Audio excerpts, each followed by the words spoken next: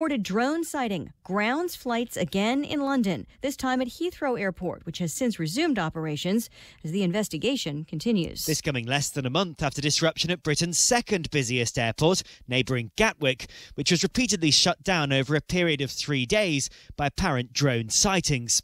Both airports have since pledged to spend millions of dollars on military-grade anti-drone defences. Fox's Simon Owen in London. An hour to the close on Wall Street, the Dow is up 235 points, topping 23,700.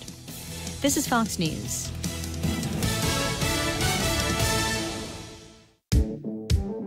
Docomo Pacific is making the Better Together bundle even better. 2 great services plus more.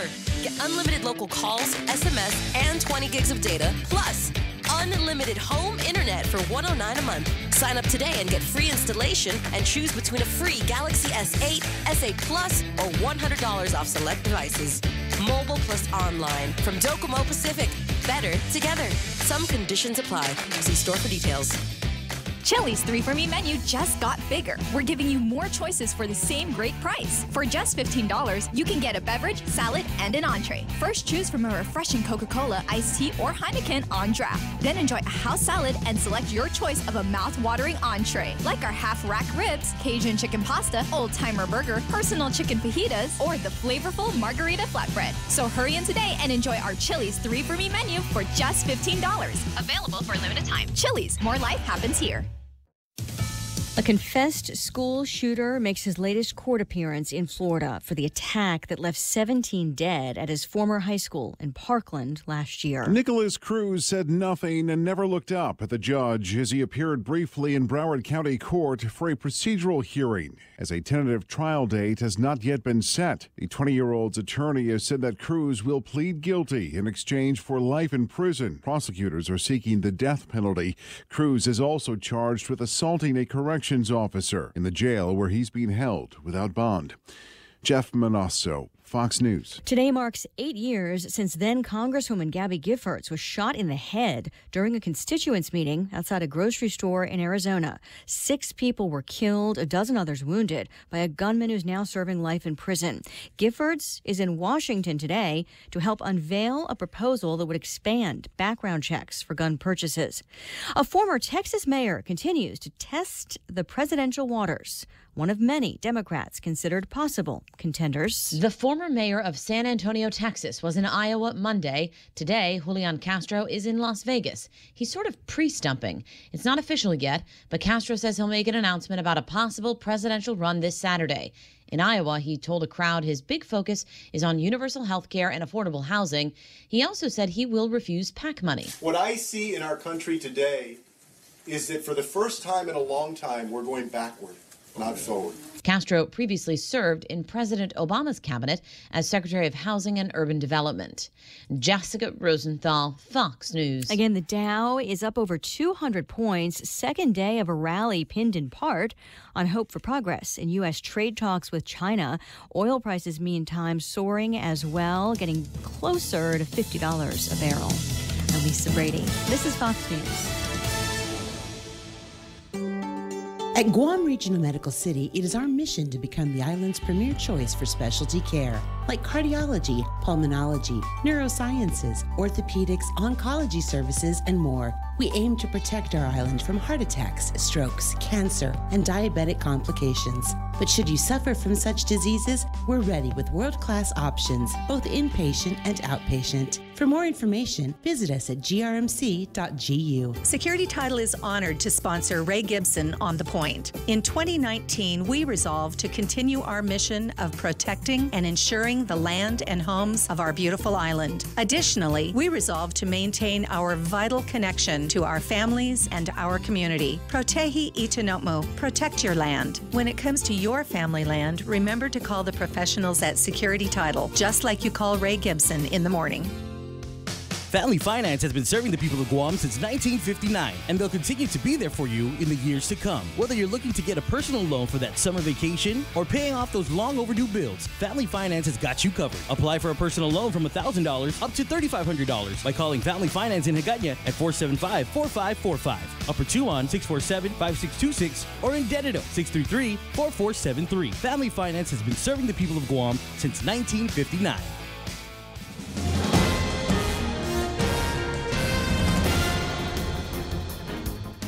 Half a day and good morning, Guam. News time here at The Point is 7 minutes past 6 a.m. this Wednesday morning. I'm Kevin Kerrigan. Here's a look now at some of the top stories from the Guam Daily Post.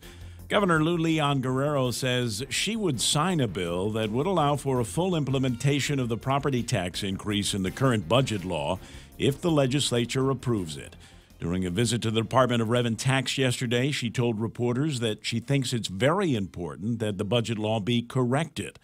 Appropriations Committee Chair Senator Joe San Augustine introduced the latest version of the or more bill to correct the current budget law. He introduced that on Monday. The bill would add the words or more to the budget law so that the tax increase would apply to improvements on properties valued at $1 million or more. The wording is the same as the bill proposed in November by former Senator Tom Addo, which was narrowly approved by lawmakers but then vetoed by Governor Calvo, and that left a $9 million deficit in the current budget. Governor Leon Guerrero pointed out yesterday that the property tax increase has already been factored into the current year's spending plan, and she favors passage of San Augustine's bill. The governor called it a tax increase by the previous administration and an error in language that should be corrected. Leon Guerrero also said she thinks the two tax rollback bills introduced Monday by Republican freshman Senator James Moylan are premature, suggesting that Moylan should wait to see what the current financial situation is first. In keeping with their campaign promise, the governor and Lieutenant Governor Josh Tenorio made Rev and Tax their first official department visit yesterday on their first full working day following their Monday inauguration. According to documents unsealed in Guam's district court yesterday, law enforcement officials on Guam seized 14 pounds of marijuana, 806 grams of crystal meth, and other drug-related products during a 4-month span between August and November last year. The drugs had been sent from California, Arizona, and Nevada via the U.S. Postal Service to various addresses here on Guam and one in Saipan. Authorities executed multiple search warrants on the packages and conducted controlled deliveries, replacing the drugs with a tracking device. However, court documents do not yet indicate if anyone was arrested in connection with those drug seizures. We'll have more news after this. Do you know someone who has difficulty following conversation in noisy places or turns up the TV a little too loud? These may be signs of a hearing loss. Ross Hearing Aids specializes in hearing evaluations, custom-fit hearing aids using the latest in wireless digital technology, and custom-fit hearing protectors. Call Ross Hearing Aids today to schedule a complimentary hearing consultation. 637-HEAR, 637-HEAR. Ross Hearing Aids, located across Shirley's in Harmon. There's a reason every day a Guam homeowner is getting a solar system installed by Micronesia Renewable Energy. It's because MRE is the most trusted name in solar. With more solar energy solutions than any other solar company on island, homeowners have a choice to go solar for zero money down or take the path to ownership. Whichever way, it keeps our skies blue and your pockets green. And with the most experienced solar technicians and an energy production guarantee, there are no worries. Call 632-2613 for a free consultation. MRE, the smarter choice. 10 minutes past 6 a.m. here at The Point.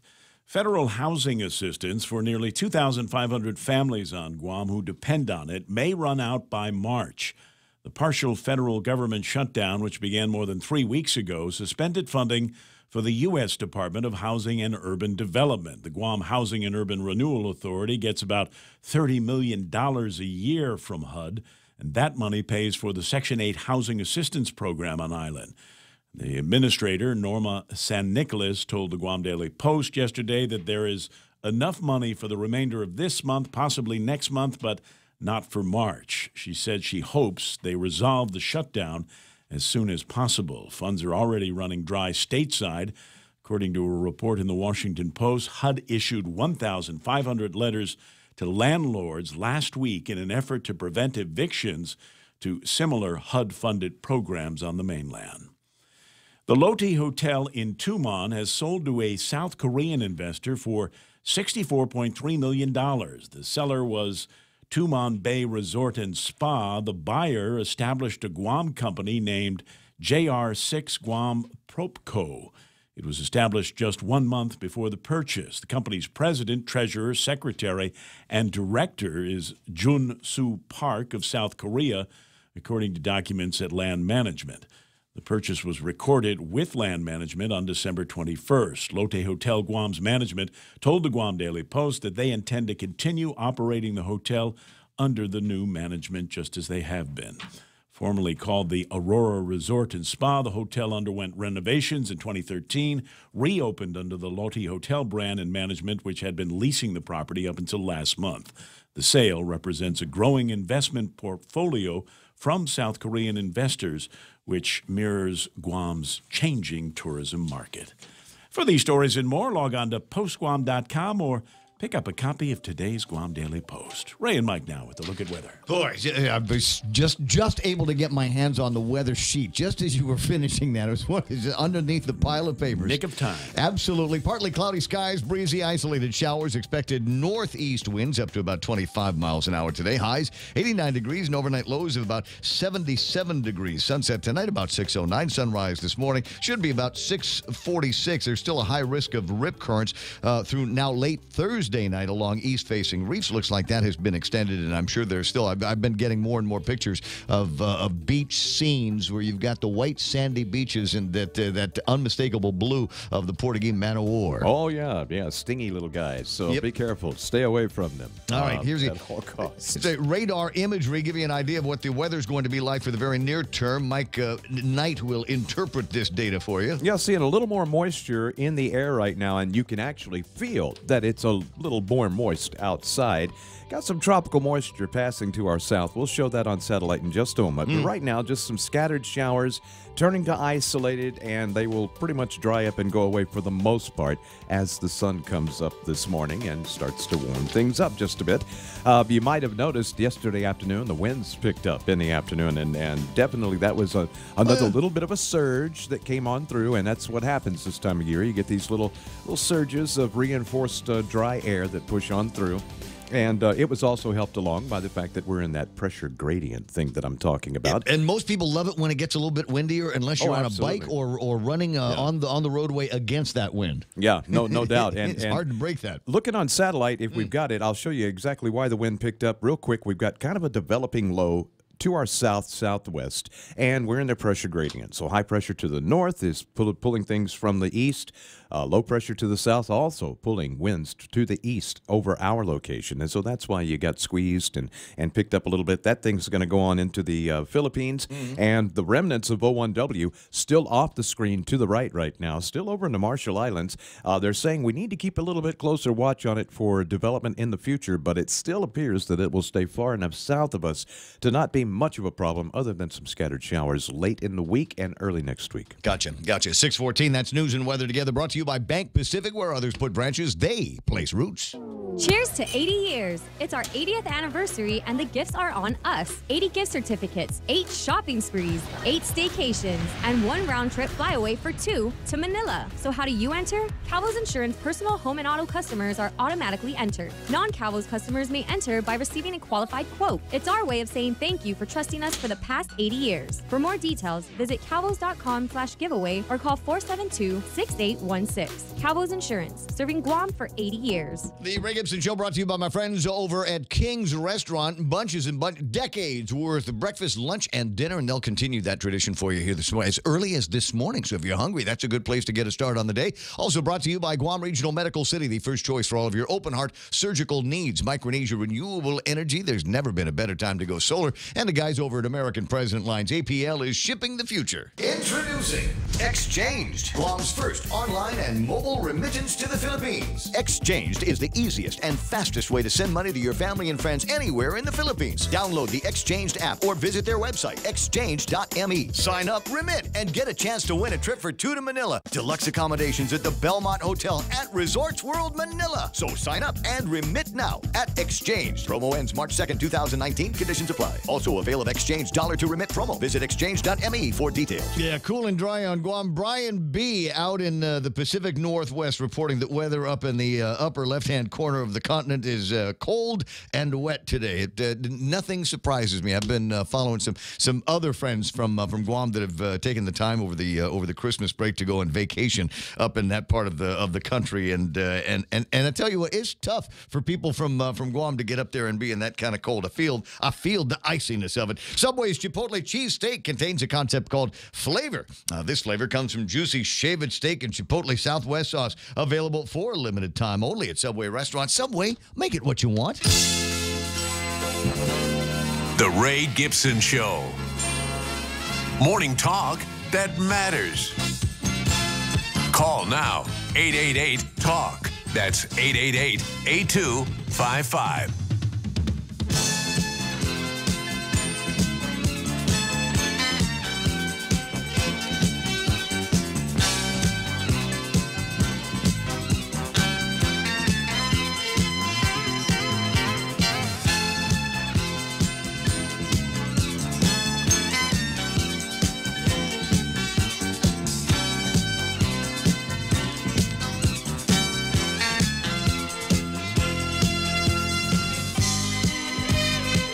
Say we get it started here. 6:17. This is the Ray Gibson Show on 93.3 The Point. My name is Ray Gibson. Thrilled, as I usually am. Here it is Wednesday. Oh, my God. It's the first working Wednesday of the... Yeah, I don't want to make a big deal about it. Look, just get to work and fix stuff, would you? It's the first Wednesday, the 9th of 2019. There we go.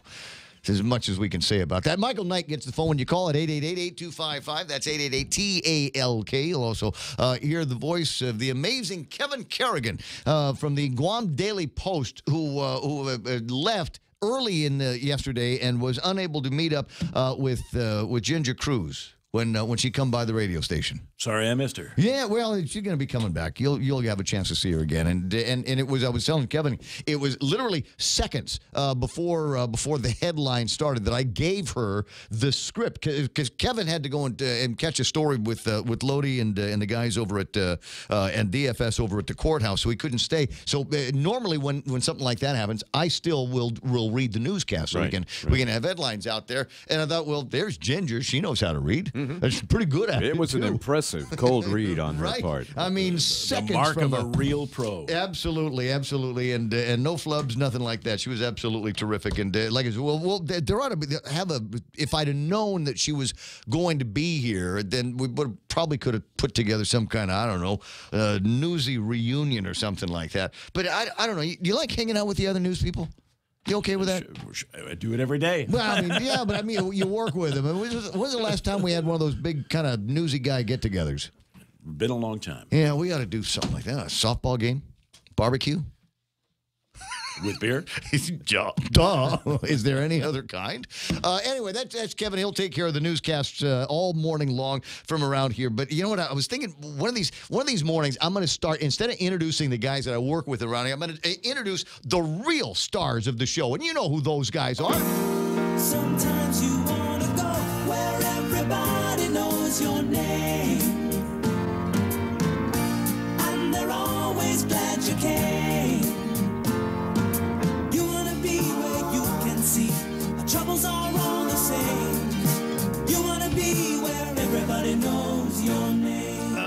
Absolutely. This is a lineup of stars I got so far. Ismael Velez and Lynn Vince, Borja Polino. First thing out of Ismael's mouth is down goes Alabama. I guess they had that game there with the Tide roll yesterday, and that didn't go the way the Crimson Tide thought it was going to go. Yeah, it was a shellacking. A shellacking? Indeed. Like what the Republicans had in the last election? Alabama may quit playing football after getting beat that bad. That's fun. John Ray Tight.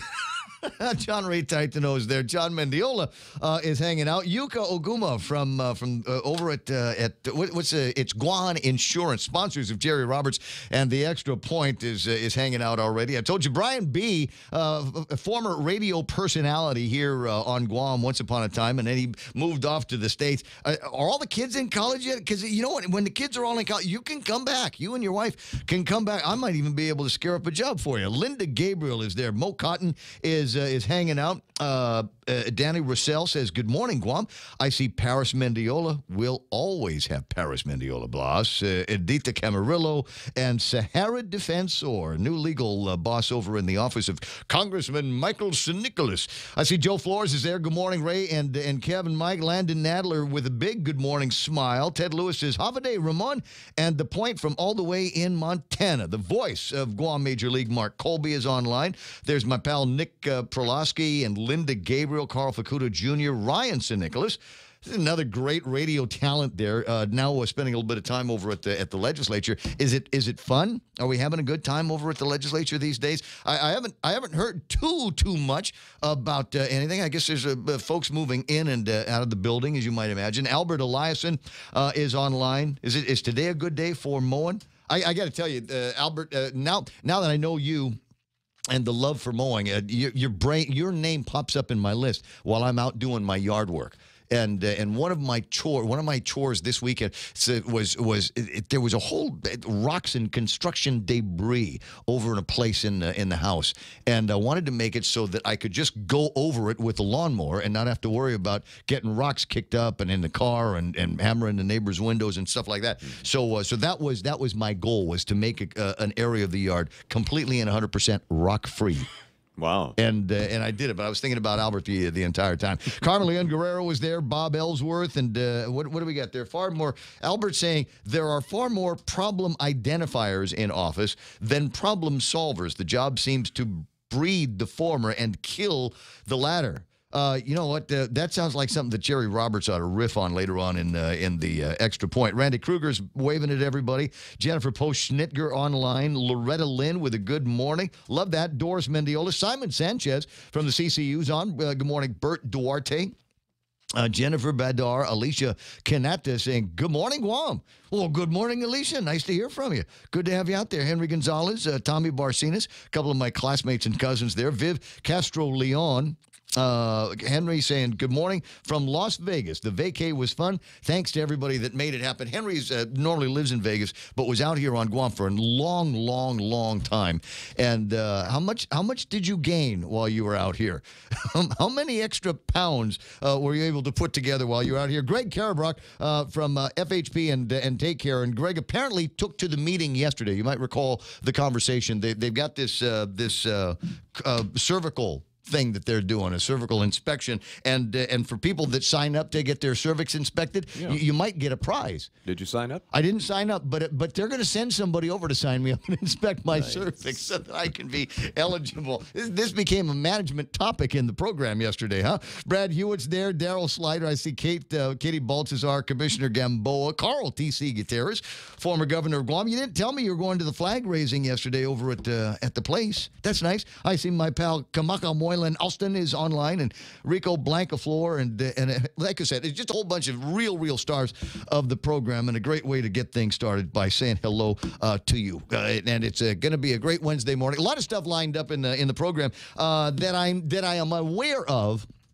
I haven't set anything up just yet, but there's always the possibility that there could be another one of these pretty girl interviews that I'll do a little bit later on in the program. Maybe I just won't tell you. Just spring it on you. That way, you always have to be listening and watching on Facebook Live and YouTube Live and all of that. So you don't want to miss a thing. That'll be all right. So where do we get to go today? The topic, the theme for today's show, the name of the Facebook Live feed is okay. What got fixed? We had the inauguration on Monday night, and we had the flag raising yesterday, and walking around the Department of Revenue and Taxation, and so the question is, did we get anything fixed as a result of this new administration, new legislature, new attorney general, new congressman? I'm trying really hard to manage my expectations. You're not counting the Killigwin at the inauguration. I did not factor that. Somebody in. had to fix I that. did not factor that good. kind of. I don't know. I forgot to go, but there's yet more. Aren't there? There's 2 more things this weekend, right, Kev? On the inauguration calendar. Friday and Saturday, big balls at various locations. Okay. I think there's one at Deucet, right? Yep. Okay. See, I should have the AC/DC song ready. Right? Big balls. I'm not going to linger on that because it makes me feel like a 9-year-old. You know you want to. I'm just Especially on Hump Day. Dude, I'm already in Beavis and Butthead mode. Don't make me go there. Don't make me do it. 6:25 in the morning. So that's the question. And if you've noticed, if you've seen anything out there that got fixed, let me know about it because I haven't. Number one item on my list of crap I want Lou and Josh to fix is the god awful butt ugly chain link fence that runs up and down Marine Corps Drive from the airport. From whence all of our great tourism things come.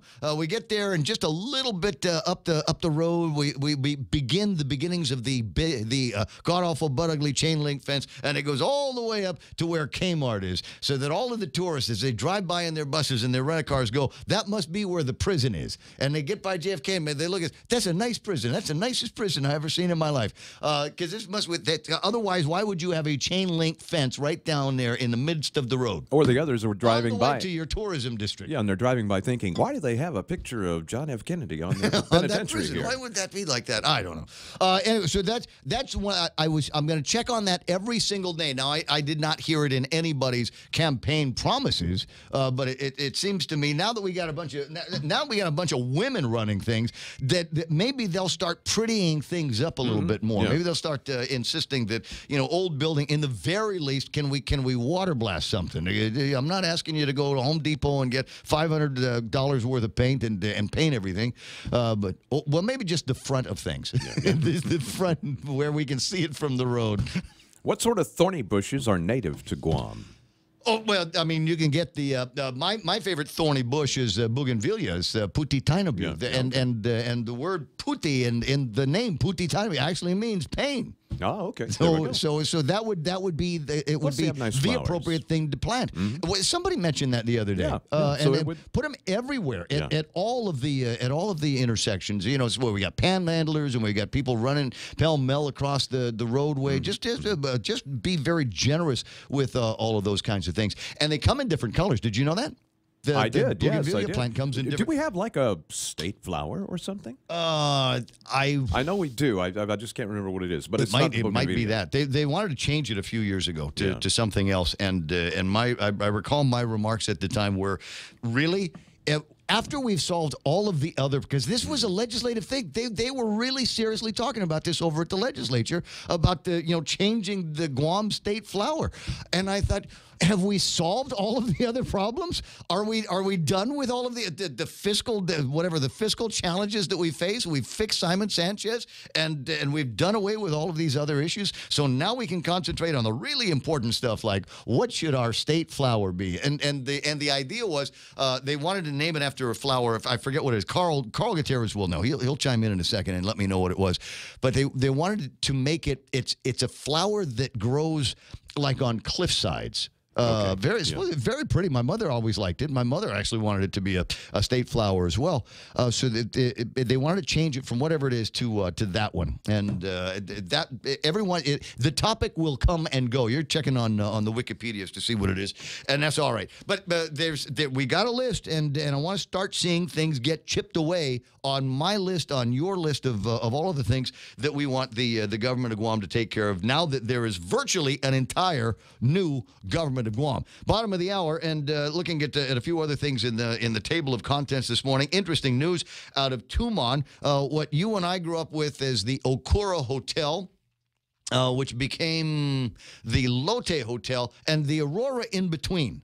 In between it being an Okura and Lotte, it was the Aurora Hotel. That building, that property has now been sold $64 million. And this is where I'm a little bit handicapped here, because I couldn't tell you whether that's a good price or not for a piece of as much of a chunk of Tumon property as that is. I might want to see if I can find a couple of real estate experts, or just what I'm thinking about is my godbrother Mike Israel. He would know whether that was a good deal or not for that kind of Tumon property. Maybe not, given the age of the location. The idea that there might be some things that they still want to do with that, but for whatever reason might be incapable of doing it. I have incredible memories of the Okura Hotel when I was growing up. When I was a kid, it was always a great go-to restaurant or go-to hotel. They had the Sunshine coffee shop on one side of it. There was a nice little DFS store on the other side. And if you knew people on the inside, or you had a membership or something, you could traipse down to the swimming pool or get yourself all the way down to the beach. And an old classmate friend of mine, Vicky Black, was her name, lived up in Barragod Heights. Many of you might remember her. Combs was her nickname. And she had at the time, she had one part-time job when we were going to school, and it was to put on basically a roller derby shorts and a tank top, and go from the bottom of the Okura Beach up the path and light all of the tiki torches that they had there. Outstanding. It was an outstanding thing, and it was. I remember we'd be doing some study club or whatever, and she'd say, "Gotta go. It's almost sunrise." Where are you going? Gotta go and light the tiki torches. She'd run off and come back smelling like kerosene. It was, it just smelled that, I think, of her. Hey, bottom of the hour and time for headlines from the Guam Daily Post. We'll yak more on the other side. Yep. Half a day and good morning, Guam. And the headlines from the Guam Daily Post this morning. On his first day as acting general manager of the Port of Guam, former Senator Rory Respicio acknowledged that he plans to create a task force to re-examine the 6-year-old case of 7 fired port employees. The employees were given notices of adverse action in December 2012 in connection with an allegedly fraudulent workers' compensation case filed by former marketing director Bernadette Meno. Respicio told the Guam Daily Post that it was truly politics that cost the Port 7 their jobs back in 2012. He said he intends to create a task force and have acting Deputy General Manager Connie Shinohara look into the merits not only of those 7 former employees, but also all the other pending cases at the port. Port's former General Manager, Joanne Brown, questions Respicio's plan, which has been under review in the courts. Those cases have been under review in the courts and by the Civil Service Commission for years. Politics is rearing its ugly head, said Brown. She said it's something the public really needs to watch out for. Guam police used a woman's cell phone to locate the vehicles she reported stolen on Monday in Jigo. A woman at the Payless supermarket in Jigo reported her Chevy Malibu had been stolen from the parking lot. She said she'd left her cell phone inside. The loss prevention officer at the Payless used his computer to track the stolen vehicle by following the signal generated by the woman's cell phone. As a result, police were able to find the stolen car about an hour later, and the suspect was inside. 61-year-old Albert Borja Lucina was taken into custody and charged with 1 count of theft of a motor vehicle as a second-degree felony. Guam Visitors Bureau projects that 1.6 million visitors will come to Guam in the 2019 fiscal year, which, if it comes to pass, would be another record. GVB expects the South Korean market to continue to eclipse the formerly highest-performing market, which was from visitors from Japan. GVB board members met yesterday to elect their new officers. The GVB membership elected 4 new and returning members. Milton Morinaga, however, the incumbent GVB board chairman, did not get reelected. The new board members include former First Lady Joanne Camacho, who previously served as GVB general manager. 3 incumbent directors filled the other slots. Kloppenberg Enterprise Vice President for Business Development Brad Kloppenberg, and Holiday Tours Micronesia President Satoru Murata, and Sam Shinohara, who is United Airlines Managing Director of Operations for Asia Pacific. For these stories and more, log on to postguam.com or pick up a copy of today's Guam Daily Post. It's 6:34. That's iConnect time. 888-8888 is their telephone number. Give them a ring and find out about the great specials they can put together for you for internet and push-to-talk and mobile plans in 2019. iConnectGuam.com. Are you not getting paid what you're worth? Or not reaching your full potential at your job? If you're pioneering, adventurous, competitive, love talking to people, and want to earn $100,000 per year, sell cars on U.S. military bases with Military Auto Source. Start on Guam, stay on Guam, or move to Japan or Korea. To see if you qualify, visit maseastasiarecruiting.com. Military Auto Source, helping you reach your full potential. Wendy's is saying thanks for making the Junior Bacon Cheeseburger America's #1 bacon cheeseburger. How are they thanking you? By giving you more of what you love. Check out the Wendy's giant Junior Bacon Cheeseburger. It's double the beef, double the bacon, and now it comes in a giant meal. You would have paid $5 for that burger. You would have happily paid $5 just for the giant Junior Bacon Cheeseburger. But this Wendy's, so the $5 gets you the giant Junior Bacon Cheeseburger, nuggets, fries, and a drink. Huh? It's like that's the 4 for $4, right? But it's a 4 for $5? Check that out. Absolutely nothing junior about it except the price. Wendy's $5 giant Junior Bacon Cheeseburger meal. Get it before it's gone. Here at APL, our core values give the company its heart and soul. Whether it's connecting your business with our global network through our newly enhanced service or investing our efforts into giving back to the community, APL is committed to serving you. We humbly honor the opportunity to find innovative solutions for you and your business. To learn more about our enhanced service, call 588-4651 or visit www.apl.com/Guam for more details.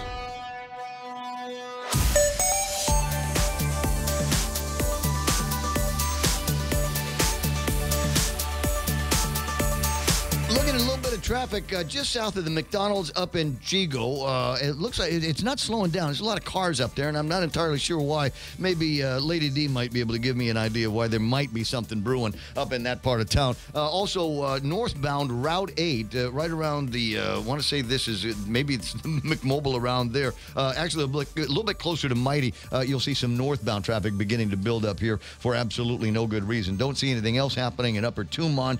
Central Guam looks pretty clear. Might be a couple of rough spots around the airport. That will begin to brew up a little bit more. 8, 10, and 16 is in the clear. Nothing on 10. Nothing on 4. Don't see anything in front of Big Navy, and don't see anything in front of Anderson Air Force Base or Navy Hospital. Clear to drive at 6:37. That's right now traffic here on The Point. Picture KFC's world-famous extra crispy chicken. Now, imagine it glistening in hot honey sauce. Just think about the crispy, sweet heat. Now it's in your sights. Reach for it. Almost there. Oops, this is a KFC radio commercial. But you can make your picture a reality by getting a Hot Honey Tenders basket. Also available in Hot Honey Chicken Family Meals. KFC, it's finger licking good. The Ray Gibson Show. Call now. 888-TALK. That's 888-8255.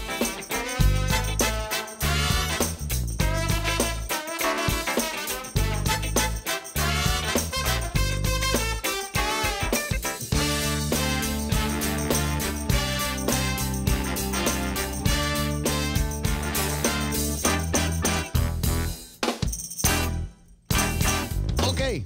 I heard that. I heard the post on the song, and I guess maybe it's time to start talking and do that crazy Ray Gibson Show thing here on 93.3 The Point. Let me see. Where did I leave off? Who's jumped into the program on Facebook Live? Josephine, Leon Guerrero. That's nice. I see Dave Duenas, Kenny Williams, and Katie Baltazar. Remind me, thank you very much for telling me. The guasali, I think, is how it's pronounced. That's the flour that they wanted to turn into the Guam State flour a couple of years ago. And as I said, this was a conversation that was taking place over at the legislature. And my recollection is, my reaction is, we must have solved all of the problems. If that's all we're going to be talking about at the legislature today, then that's it. My running coach Dave Torrey is on, Rod Rosgrino, Bob Lizama, Nate Horn, Ivan Didasco, and Mark Mendiola. Good to have this growing number of well-respected island leaders joining me on the program this morning, and we'll get a few more on the line as the program commences, and as we dig deep into some of the big issues that are out there. As I said, it's interesting to see that older properties, even things like where the Lotte Hotel is, are still attractive to investors, and they're coming out here and they're spending real bucks to get it done. $64 million worth of a purchase price on that, and I'll find out later on whether that's a good deal given the age. It was recently refurbished, and I remember when they did the grand opening for Lotte Hotel. It was they were refurbishing right up to the grand opening celebration. I remember there's still hammers getting swung in different parts of the building, even as they were handing me the microphone to take care of some of the Master of Ceremonies duties, and last-minute inspections from the fire department and DPW. All of that was taking place right up to that day. So I know that there has been recent work done on it. But is it something that you could really turn into something? I mean, that's a kind of a Tony Corner or Tumon, isn't it? You got the Nico over there. You've got the new building that Ken Corp is putting up, and friends of mine have noticed how much faster it is. It seems like they're adding a new floor about every week or something like that.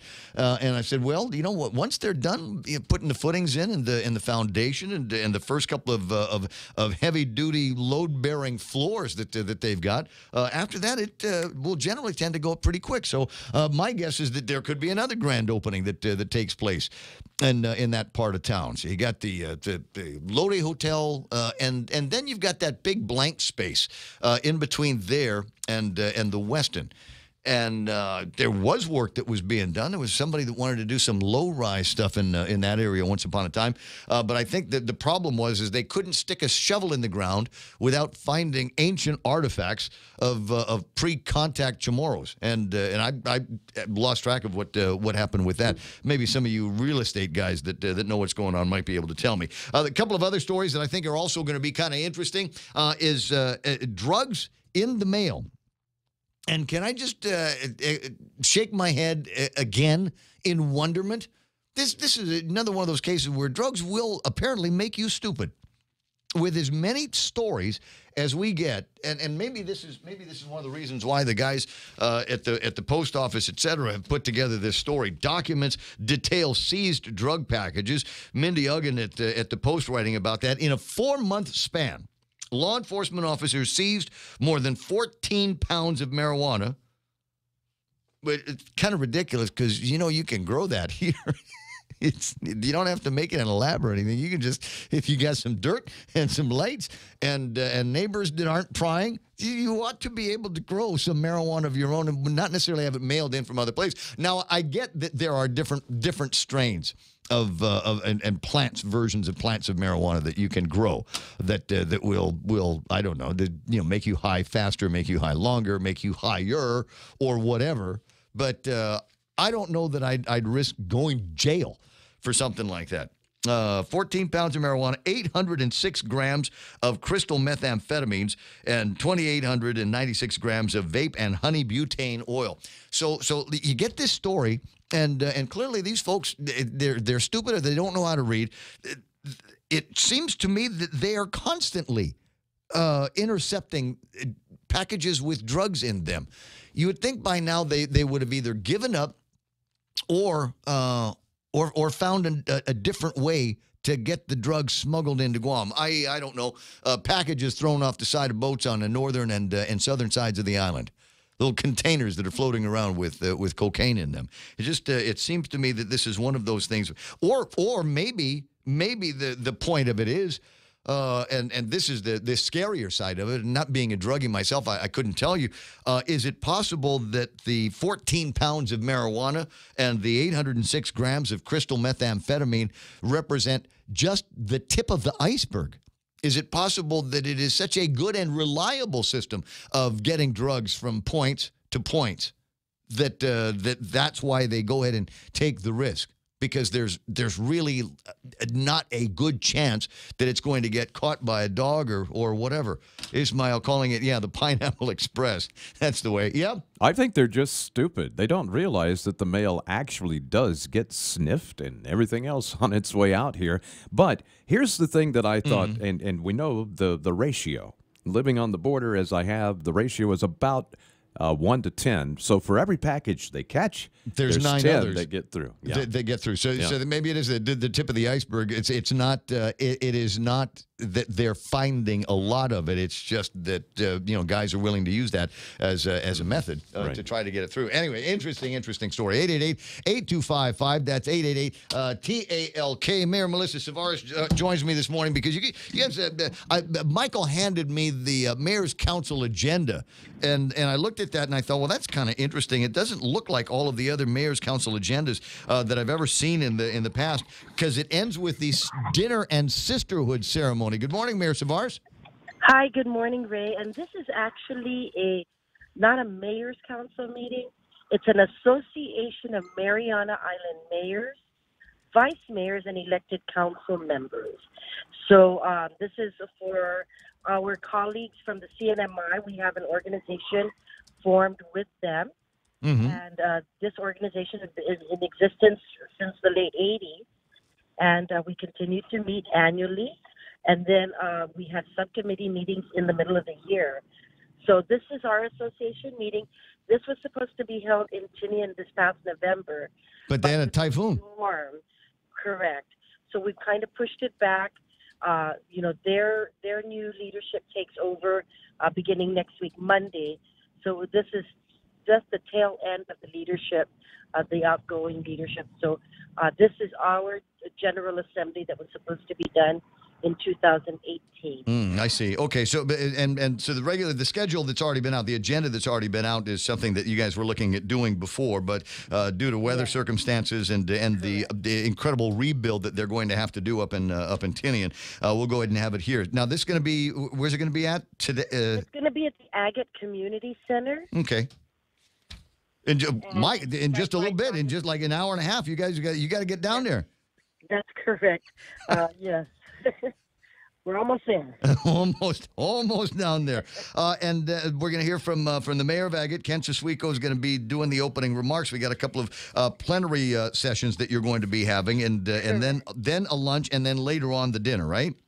Yes. The dinner tonight, though, Ray, is the mayor of Tinian, Mayor Joey Nicholas, is actually, and the incoming mayor is Mayor Aldon, Edwin Aldon. They're going to be doing a sister twinning with a province in the Philippines, Tublay, which is part of the Benguet province in the Baguio area. And so members, we just picked up the mayor of Tublay this morning from the airport. We greeted him, and he's on his way to check into his hotel now with his delegation. So they will be doing a sister twinning, similar to many of us mayors have sister relationships with provinces in the Philippines. Right. And so they're doing that sister signing tonight, and we're there to witness it as an AMIM association member. So normally that would have taken place up in Tinian here, but since we're not doing it in Tinian, they're going to have we're tying it in together. The twinning, you called it twinning? It's a sister twinning. Yes. Sister twinning here is going to take place, but this sounds like it's going to be as symbolic as the inauguration ceremonies the other day. Yeah. All right, I got that. All right, so everybody gets to run around all day, go do some shopping, and hit Kmart and Ross, and then we get together for dinner, right? Yes. Okay, got it. I was interested. I was wondering what it was, and when I saw the Tinian and Tublay banquet, I was thinking, okay, this sounds like an excuse for a junket for our mayors. Well, actually, we kind of scheduled our General Assembly at this time because they can kill two birds with one stone. Come out for the inauguration and the festivities for that, and then actually have our General Assembly, so they're not having to go back and forth. And of course, because the assembly was supposed to be done in Tinian, there's still, the rebuild. I just talked to Mayor Nicholas this morning. He said they're up about 60% of power back on. Oh, well, that makes a difference. But I mean, and so before the holidays, they already were up at 100% of water. He is he going to be around for a while? Yeah, he's here today. He did come before the New Year's. To spend New Year's here with his family. Right. But, he will be here. I can give you a call later on. I'll be seeing him. I just passed him on the road. we just we just had breakfast with our visitors from the Philippines that we picked up this morning. Right. Yeah. Frankly, it'd be fun to get him in the studio or on the phone to talk about what's going on there. And we've talked to a bunch of people, obviously, up in the CNMI, up in Saipan, about what's going on there with their rebuild. You know, my buddy Ariola from the Fiesta. But it'd be interesting to have a little bit more conversation, or develop a little bit more conversation with the guys up in Tinian. Yeah. Oh, you know what? I'll give your number to both incoming mayor, mayor-elect Edwin Aldon, and Mayor Nicholas today. Got it. And then they can give you a call tomorrow morning. We'll hook up. Would that work? Yeah, perfect. Okay. Perfect. You have a good time. I'll talk to you soon. Now, are there any? Wait. Because I did touch on the subject of junkets, and everybody's wondering if there's going to be another repeat of the Strawberry Festival flyaway and all of that. Not while you're president, right? Not here. You know, right now, as a matter of fact, part of the delegation that came are 3 members of the La Trinidad delegates who come from the area where we had the Strawberry Festival, and that is my sister city, twinning partner. And what we have in Dedido is we have at our Omelette Farm, Ray. We do have some strawberry gardens there at the Omelette Farm on Swamp Road. So you should come out and see our Mrs. Nelson's strawberry plantation. It's not a big one, and they're very sweet. And so somebody is growing strawberries up there? Yes, at our Omelette Farm in Swamp Road, Dedido. I'll swing by one of these runs, and then maybe that's what I'll have for breakfast. And What's that? Hello? Aye, Eddie. Aye. Well, we'll work on. We don't need to reestablish that connection. Mayor Melissa Savars hanging out with me this morning, and definitely hanging out with some other people, guys from Tinian and guys from the Philippines, and so they've got this big whole mayor's thing coming up. Delighted to hear that none of our people had to spend any of our hard-earned tax dollars to get themselves off to Tinian or this place in the Philippines, even though we are getting some strawberries out of it. Where was I? Taking a look at some of the comments on Facebook Live. Let me see. Mark Colby was asking a question, and it's annoying to me because I can't get to the part on their website where they keep all of the new bills. It was working yesterday, and I can't seem to make it work now. Cav, are you able to get to the new legislature's website?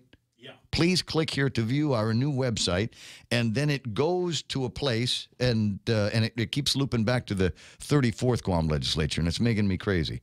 No, click here, bills. That's what I'm looking for. Mark, anyway, asking online. Excuse me for a second while I go and dig out that part of it. Interested in who is behind the new bill in regards to senior citizen abuse. I've been an advocate for that issue for over 10 years. Sadly, I've had conversations with senators, the AG's office, Department of Senior Citizens, and GPD. Sad to say, aside from the lack of enforcement, I've been told in the past that there are no laws about this issue. Well, there is a law now that has been introduced in the legislature. Amanda Shelton, Therese Terlahi, Tina Rose Munya Barnes. Yeah. Bill number 13. Relative to protecting elderly adults from abuse. Wow. You know what? We're already up to 35 bills that have been introduced in the last 24 hours since the swearing-in ceremony over at the legislature. You said that was Bill 13, right? Yeah. All right. That was the highest number on the list yesterday. And like I said, we're not up to 35. We're up to 15. I'm sorry, it's the 35th Guam legislature. Is it early in the morning, Ray? Is that what's going on? Let me just click on it and see what the once upon a time part of the legislation has to say about it. 6:53 in the morning. Mark Colby with another line that he wanted to share with me online about what the name of the towers are that they're building in between the Lotte Hotel and the Nico Hotel. And he's in a pretty good position to be able to see what happens every day because he works next door at the Nico. The Tsubaki Tower is going up to the 13th floor, and they're about halfway there, going up something like a floor a week. Yeah, so my estimation was right because I'm in and around that area on a fairly frequent basis, and it's one of those things where I pass by and note just how busy they are by the number of cars that stretch down the side of the road from about where the Okura parking lot tennis courts are, down to Mark Baldiga's beach bar. You stretch of cars through there, and that represents the number of guys that are actually working on the project. And there have been, the last couple of times I've been down there, a lot of guys through there. 888-8255, that's 888-TALK. And here's what it says. There is not much of a once upon a time to this legislation. It's got Amanda Shelton's name attached to it. Underneath that, Therese Terlahi put her name, Tina Rose Munya-Barnes, Regine Bisco-Lee, and Tilena Nelson. The Respeto y Manamco Act, and it defines... it provides definitions: abuse, aggravated abuse, and neglect of an elderly person or disabled adult, and the penalties: lewd or lascivious offenses committed upon or in the presence of an elderly person or disabled person, the exploitation of an elderly person or disabled adult, and the penalties. And it goes through all of this other stuff. As I said, usually there's a little bit of a pre-ramble on it that talks about how you shouldn't do this, and the legislature finds this, that, or the other, whereases and heretofores. But in this case, they go straight into the body of the law. I'll see if I can take a look at that and see if there's anything interesting in it. My guess is this is one of those that it's already got a significant amount of legislative lady leadership on it. So I got a feeling that this is probably going to be a go show at the legislature. What a sad statement to the Times, though, that they've actually felt compelled to create the legislation at all. What kind of decent person even does that to the elderly? No. Seriously. The problem is, as I see it, is I don't know. There's a generation. It doesn't. I don't want to spell it out and say it's an entire generation of people, but there's a whole bunch of kids that got spoiled as kids, yes. and they, they're spoiled by their grandparents, spoiled by their parents, and now that if times get a little bit rough for them, it's not like I'm going to go get a job. It's not like I'm going to go do anything about it myself. I'm just, I'm going to steal from my folks. I'll steal from my folks, and if they say no or they question me about it, I might raise my hand. You spanked me when I was young, and now, look, I'm a grown person now. You don't want to be messing around with me. Trust me, there are people out there like that. Yeah. And of course, in some families, that'll get you shot. Yeah, same kind of people that abuse their kids and abuse the animals in the yard. You know who they are. It's just a question of defining now as what it is and applying some kind of penalties to it. But we are also in that day and age where correct me if I'm wrong, we have not only introduced and debated and passed a bill at the legislature to refer to taking a gun from a police officer as a crime. It has lapsed into law, I think, at Adelup, one of the last things that Eddie allow to lapse into law. Heretofore, who would have ever thought that we might need something like this? Who grabs a gun from a police officer? Anyways, I was saying, 6:57 in the morning. A little bit later on, we'll hear from Jimmy Moreland. We wanted to talk to Jimmy in the last couple of days anyway about a couple of pieces of legislation that he has introduced, one of which would roll back the business privilege tax from 5% to 4%, and then the other one that would eliminate the increase in the liquid fuels tax. Now, it wouldn't eliminate the liquid fuels tax completely, just take it back to what it was before Tommy Morrison and the guys over at the legislature and the governor started meddling with it last year. So that's his idea, thinks they're regressive, and I thought, you know what, these probably have a pretty good chance of making it out of the legislature until yesterday. When they started talking, Kevin started asking questions, and I've got that audio. I'll play it for you in the next hour. Started asking questions of new Governor Lou Leon Guerrero about how she might feel about this or more bill that Joe St. Augustine is reintroducing over at the legislature, and I was stunned. Absolutely gobsmacked, mostly because I hate being wrong. I'm used to it, but I hate being wrong when I make my predictions about what may or may not happen. I didn't think that number one, the bill stood a chance in the legislature, but if it passed the legislature, I figured that Lou would veto the thing because she told everybody, look, it's not a problem. We don't need new taxes. We just got to collect on the stuff that's already owed to us. Well, as it turns out, she didn't look at this particular or more legislation like that. She says, well, it's a tax increase. It ain't my tax increase. This is last administration's tax increase. So I might be in favor of correcting the error. stunned. And then they asked about, well, what do you think of those new bills by Jimmy Moylan? And she said, well, that might be a little bit premature. Maybe we'll take a look at some of these things. Well, I don't know about premature. If the bills pass as written, they would not go into effect until the beginning of the next fiscal year. So it might be premature if we're talking about doing it today. But maybe if we look at the numbers and the revenue collections between now and the end of the fiscal year, maybe it would be appropriate to put it there. 7 o'clock in the morning, the radio station is KUSG Haggadah. My name is Ray Gibson, and we've got Fox News coming up. Kevin Kerrigan's got Daily Post News coming up. Jerry Roberts and I will play around with the physics and economics. That's all ahead. Don't move. Both sides dig in again. I'm Lisa Brady, Fox News. The finger-pointing continues in Washington on day 18 of a partial government shutdown over funding for a border wall as the president prepares to address the nation tonight. Fox's Jared Halpern is live on Capitol Hill. Ahead of President Trump's national address, Republicans on Capitol Hill are echoing the White House language and describing a crisis at the border. I would urge our Democratic colleagues to get past these harmful political games and get serious about negotiating with the president. The Senate Republican leader Mitch McConnell again says the Senate will only vote on proposals that can win 60 votes and get the president's support. Democrats point to the 800,000 federal workers expected to miss a paycheck, urging Republicans to reopen the government before a debate over border security. Lisa. Thanks, Jared. A second suspect is now charged in the drive-by killing of a little girl in Texas. Fox's Gernal Scott has this live. Lisa, earlier today at Jasmine Barnes' funeral, Harris County Sheriff Ed Gonzalez told mourners, I look forward to the day that I can truly say, rest in peace, sweet Jasmine, for justice has been done. That day may be today as Harris County officials announced on Twitter that Larry D. Woodruff has now been charged with a count of capital murder in Jasmine's death. Police said in a release Woodruff was arrested on other charges last Saturday, but further investigation linked him to the little girl's death. Eric Black Jr. also in custody for driving the car from which the deadly shots were fired. He is also charged with capital murder, Lisa. Thanks, Gernal. 3 in a row on Wall Street. The Dow up 256 points at the closing bell, just over 23,780 points. The S&P and the NASDAQ also higher. This is Fox News.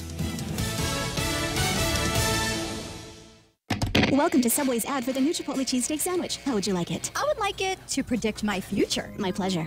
I see. Your future, a delicious moment in the new Chipotle cheesesteak sandwich with steak, jalapeno peppers, and Chipotle Southwest sauce. Wait, I foresee an imminent spell that is going to entice you. It's the crunchy bread with sunflower seeds, which provides an enchanting flavor. Don't miss it, and be mindful. The portal of the Chipotle cheesesteak sandwich is open for a limited time only. Subway, make it what you want. Are you not getting paid what you're worth? Or not reaching your full potential at your job? If you're pioneering, adventurous, competitive, love talking to people, and want to earn $100,000 per year, sell cars on U.S. military bases with Military Auto Source. Start on Guam, stay on Guam, or move to Japan or Korea. To see if you qualify, visit MASEastasiarecruiting.com. Military Auto Source, helping you reach your full potential.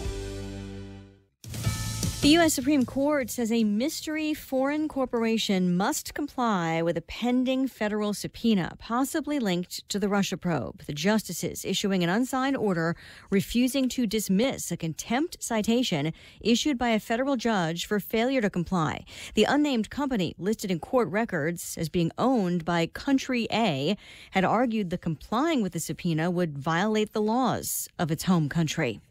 A popular water park is now officially considered autism-friendly. SeaWorld's Aquatica Orlando receiving a designation as a certified autism center from the International Board of Credentialing and Continuing Education Standards. Company officials say Aquatica Orlando is the world's first water park to get credentials for visitors with autism. The certification process requires staff continually trained to assist guests with autism and their families. Autistic guests and their families also receive specific information about which attractions might be best for them. The park also planning to have a quiet room for visitors to take a break. Steve Rappaport, Fox News. Today's rally on Wall Street still fueled in part by U.S. trade negotiations with China. An additional day of talks scheduled. The Dow components that are doing so well today, it's the ones that trade with China. It's Boeing, Caterpillar, United Technology.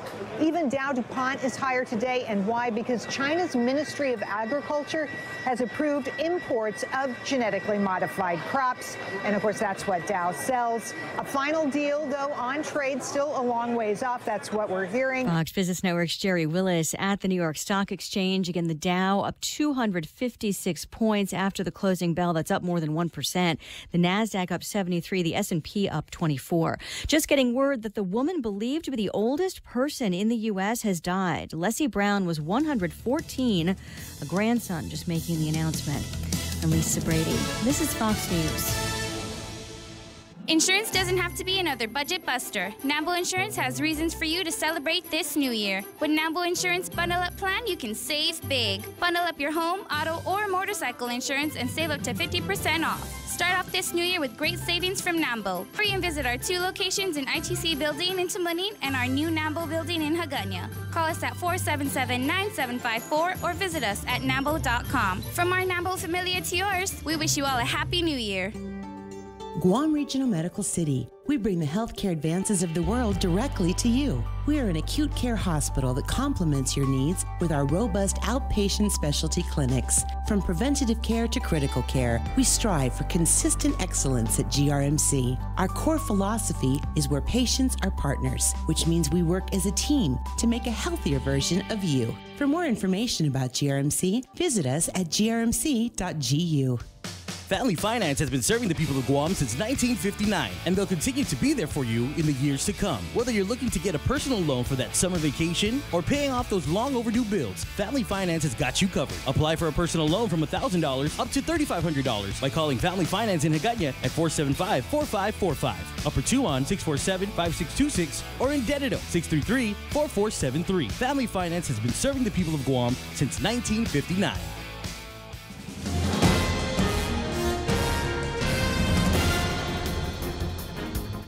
Half a day and good morning, Guam. News time here at The Point is 7 minutes past 7 a.m. this Wednesday morning. I'm Kevin Kerrigan. Here's a look now at some of the top stories from the Guam Daily Post. The Lotte Hotel in Tumon has sold to a South Korean investor for $64.3 million. The seller was Tumon Bay Resort and Spa. The buyer established a Guam company named JR6 Guam Propco. It was established just a month before the purchase. Company's president, treasurer, secretary, and director is Junsu Park of South Korea, according to records at Land Management. The purchase was recorded with Land Management back in December 21st.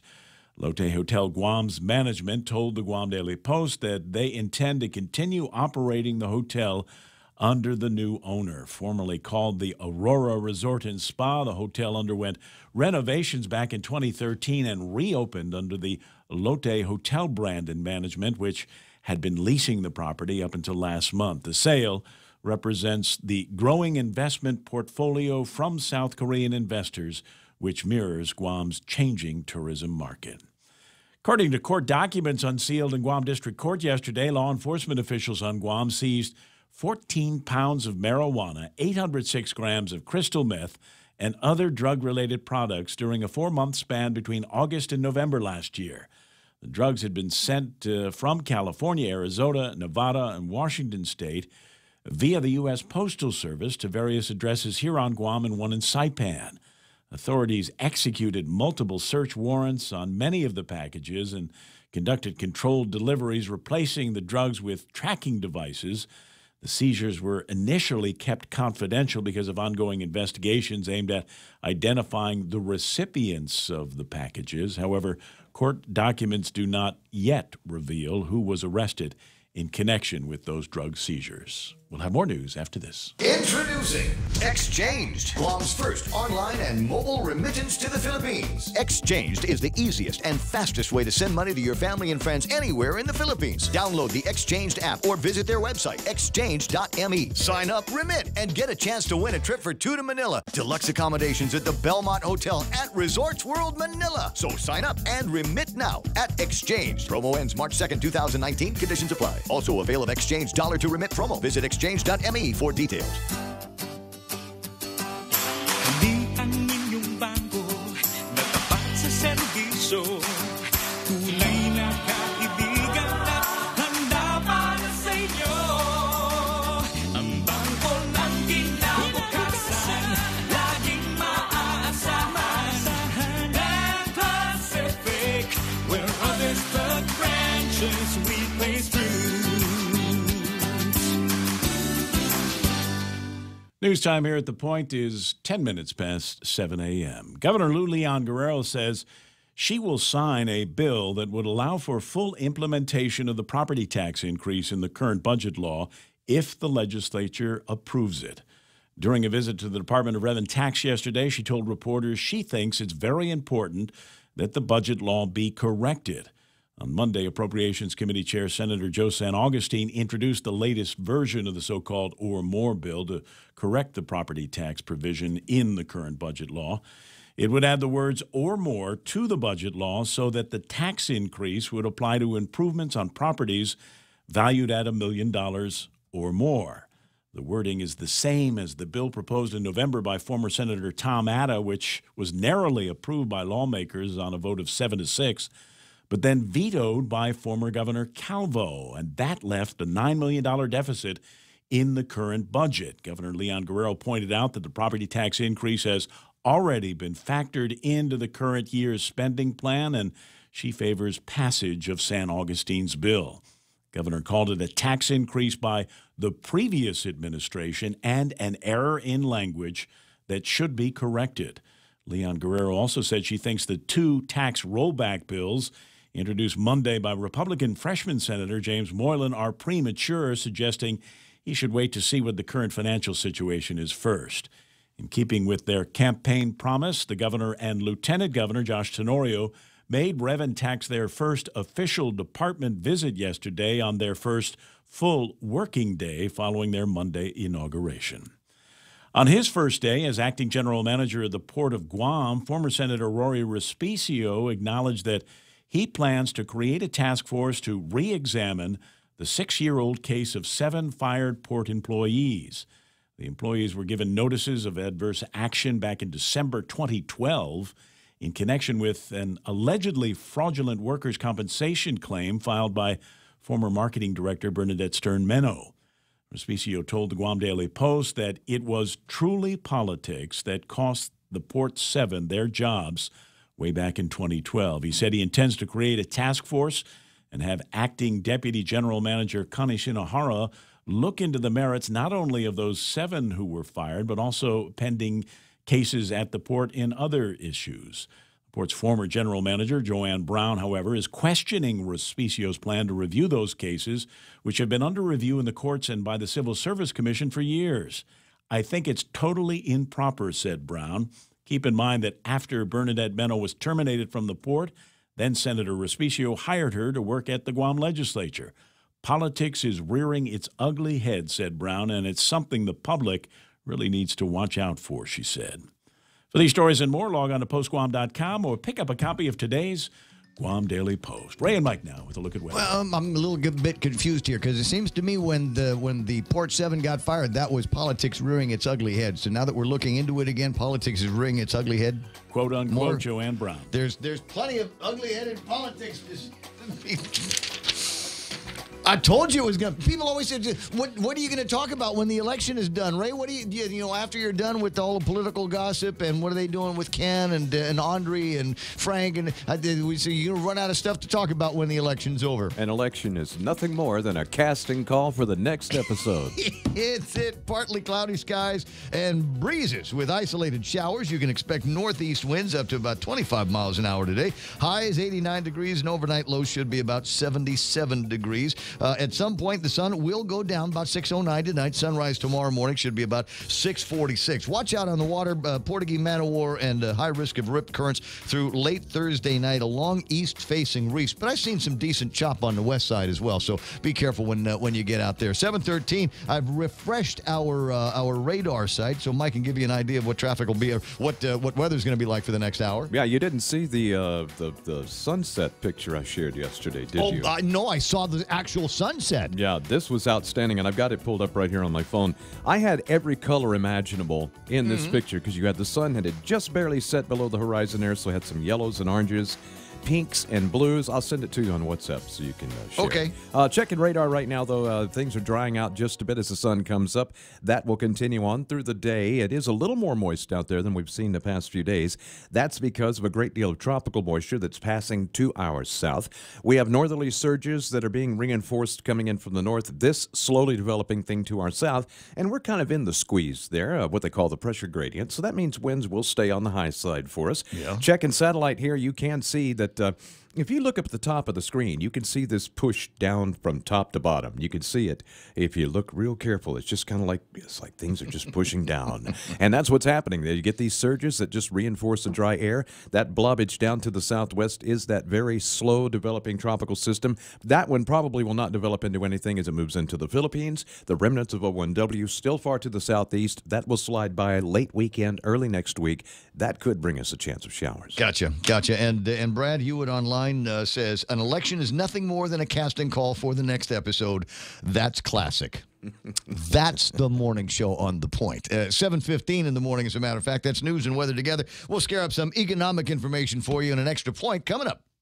Cheers to 80 years. It's our 80th anniversary and the gifts are on us. 80 gift certificates, 8 shopping sprees, 8 staycations, and 1 round-trip flyaway for 2 to Manila. So how do you enter? Calvo's Insurance personal home and auto customers are automatically entered. Non-Calvo's customers may enter by receiving a qualified quote. It's our way of saying thank you for trusting us for the past 80 years. For more details, visit calvos.com/giveaway or call 472-6816. Calvo's Insurance, serving Guam for 80 years. I got your breakfast waiting for you over at King's Restaurant. Decades worth of service to the people of Guam from Tamuning and the Harmon location. So check that out today if you were got the at any time if you have the hungries. Also brought to you by American President Lines. They're shipping the future. Micronesia Renewable Energy. Never been a better time to go solar. And the guys at Guam Regional Medical City, the first choice for your open heart surgical needs.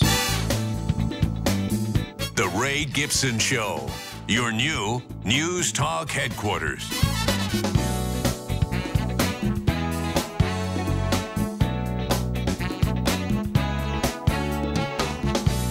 Well, this is going to be an interesting day. Did you see the president at 9 o'clock Eastern, I guess, is going to address the nation and talk about issues that with the wall and funding and the government shutdown and all of that. And it will be picked up by all of the major networks. So if you're in front of CNN or Fox or something like that, you should be able to take advantage of their coverage. My understanding is that there is also a call by folks in Congress. Nancy Pelosi and Senate Minority Leader Chuck Schumer have asked for equal broadcast time to present some kind of rebuttal. President Donald Trump's Tuesday night primetime address will appear on every major network, even though he reportedly referred to some media outlets as, quote, crazed lunatics who have given up on the truth. And that skirmish now has spilled out a little bit. Kellyanne Conway lets loose on who she refers to as smart-ass CNN reporter in a heated exchange before the Trump address. You know, this is kind of mind-boggling. Of course, now, when you do the State of the Nation address, of course, the opposition always comes in to get their 2 cents in. Yes. Never heard of them wanting to do so just for a simple presidential address. Yeah. So these are interesting times, aren't they? We got interesting president. We got interesting majority over in the House. We'll just have to watch and see what happens in the next. What time is it there in the States? What are we closing in on? Because we're gonna have to wait until 9 o'clock Eastern before all of that happens, and that's not going to be until when? Yeah, East Coast, you're looking at about 10 hours. 10 hours. Yeah. The time difference is 15 Neither hours. one of you have answered the question. You're just telling me what the subtract offset 15 is. hours. What time is it now? I can't subtract in my head on the air. Forget it. It can't be done. Let's see, 7 midnight, 5 hours past. All right, we'll figure it out here. Our brain's the size of a planet between all three of us in the studio. 7 p.m., 2 hours now. Thanks. I appreciate that. Let me take a look at what happened in the market. There's something I understand. The Dow Jones Industrial Average closed, where it closed up 256 points, 23,787, in the weirdest, wobbliest time I've ever seen in trading. NASDAQ at 6,897. They're up by 73 points, and the S&P 500 closes up 2,574. They picked up about 25 points in the process. Dow climbs more than 200 points to notch its first day winning streak since November. How about that? What else do we got? Some of the other commodities I like to look at. Oil trading at $49 and about 73 cents. That's up by $1 and a couple of dimes from where it was the last time we looked at it. I do have a new number for Tapas, and I don't like it, but the fact that I don't like the number will probably not mean anything in terms of what's happening with what you are paying at the pump, which is 10 cents less than it was last week. $56.94 is where Tapas was stuck. At least the data for me was stuck for several days. $56.94. It is now trading at $61.41 for a barrel of the Tapas crude that is out there. So keep an eye on that kind of thing. Did you just type me something important? He's waiting at the light. Is he waiting at that light out there? Yeah, the DPW light. Oh, this time of day, you have to wait. Oh, you have to wait. When we Okay. get here, there's nobody. Yeah, so. just Oh, wait, blow it we're out. not Just look. If supposed there's to. nobody coming, just go. I never do that, Ray. No, neither do I. Somebody said that I Just should say merely that on the radio. suggestion, Of course, I was wrong. It's not 7 p.m. It's 4:18. It's 4:18. Yeah, p.m. There it is. Ed Santos de Castro online saying, wait a second, boys. Deanna Palmer, there we go. Deanna, do me a favor, 888-8255. While we're waiting for Jerry, if you got your phone, 888-8255. I need you to call me and tell me if $64 million for the old Okoro Hotel, the current Lodi Hotel, is a good deal or not. Is that how does that shake out? You know, I don't know how many square meters we're talking about on the property, or hectares or millimeters there are there. So I couldn't tell you whether $64 million is a good price for something like that. I mean, is that dirt price? Is that building price, going rate for a hotel? Yeah, that's a good question. Yeah, so I'm trying to figure. It's in my head. I used to be able to know these things and or be able to pick up a phone and call somebody, but I'm on the air now, so I can't do it. 7:21 in the morning, 888-825-588-TALK. Oh, great. Now everybody's chiming in with advice. Mark Colby says, easy way my dad used to remind me of time zone difference. If it's good morning on Guam, it's good night yesterday stateside. For me, I always start with, well, it's 4 hours ahead yesterday in Hawaii, and just keep adding hours depending on how many time zones I need to go over. However, I cannot do that while I'm on the air. It's the same thing that we've talked about. Remember when you were a kid in school and the math teacher said, here's an equation. We want you to go to the chalkboard and do this equation. And I just, I have performance anxiety. Just can't do it. Really? I can't.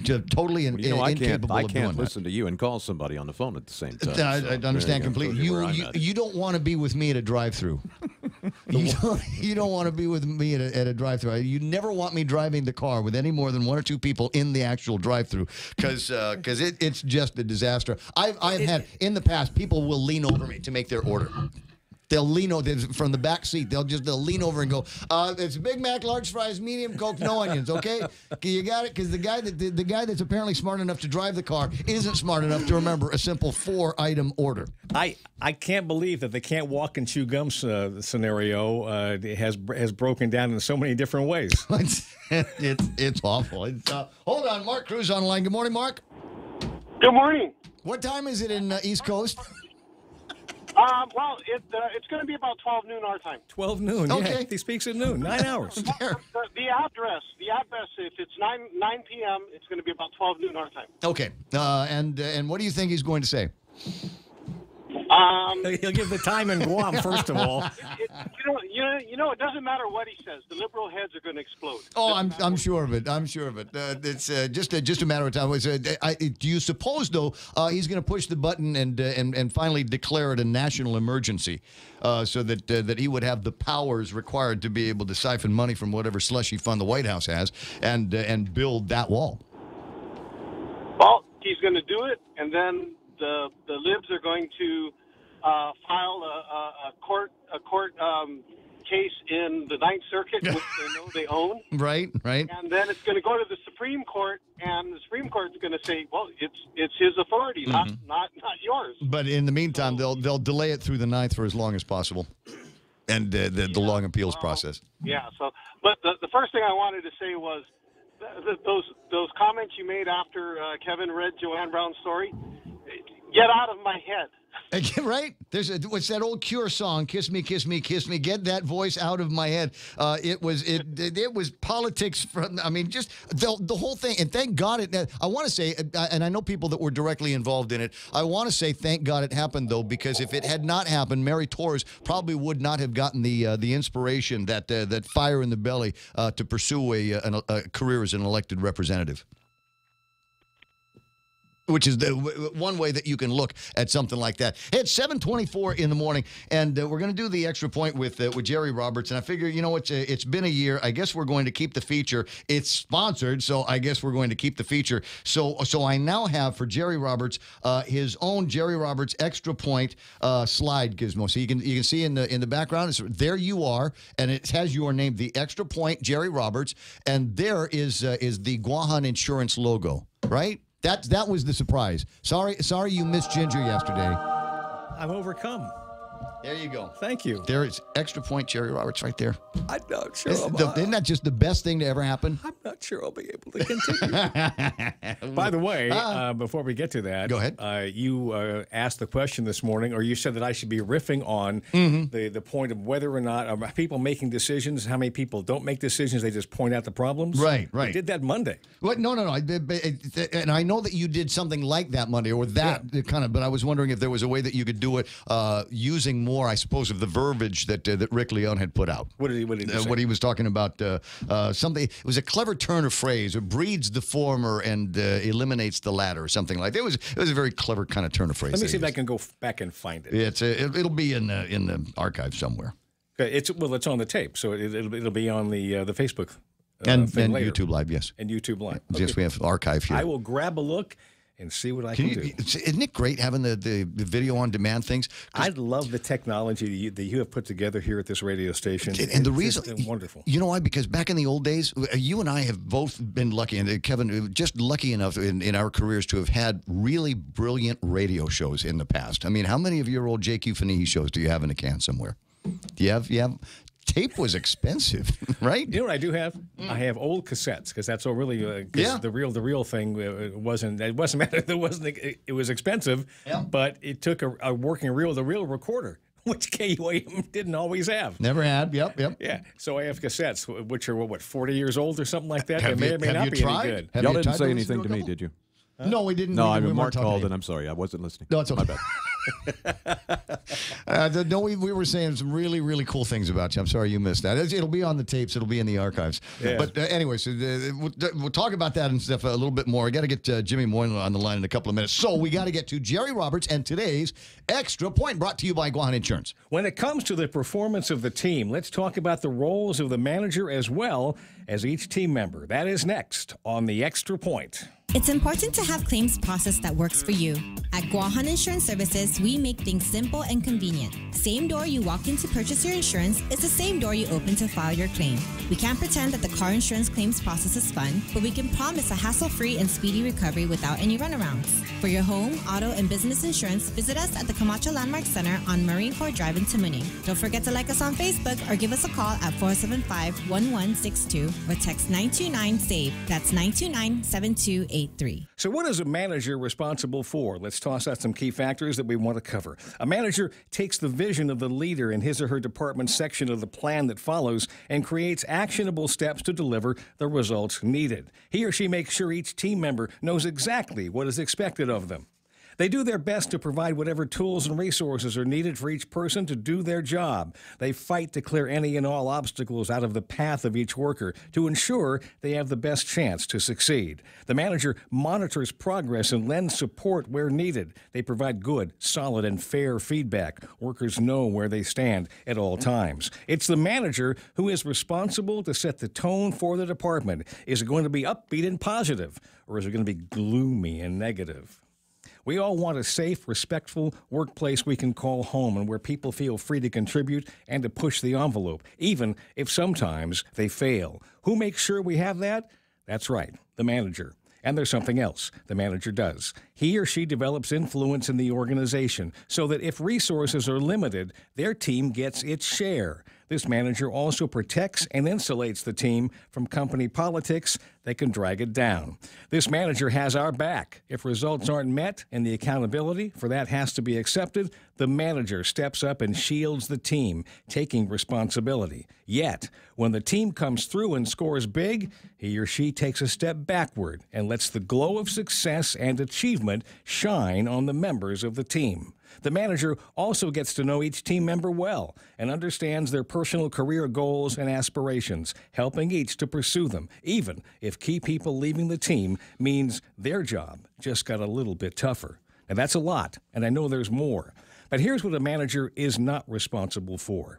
They're not responsible for my work ethic. In addition, they're not responsible to see that I take care of myself, eating right, staying physically fit, and sleeping enough so that when I get to work each day, I'm ready to deliver my best possible performance. They're not responsible to make me aware of how other members of the team are doing and to help them if I can. They're not responsible for my attitude toward other workers and if I decide to play nice. They're not responsible to see if I have a manager who leads in such a fashion as described, or at least gives it his or her best effort to do the right things, that I do everything in my power to be the best follower that I can be. Work is a team game, and it's played best when everybody shares in the responsibilities.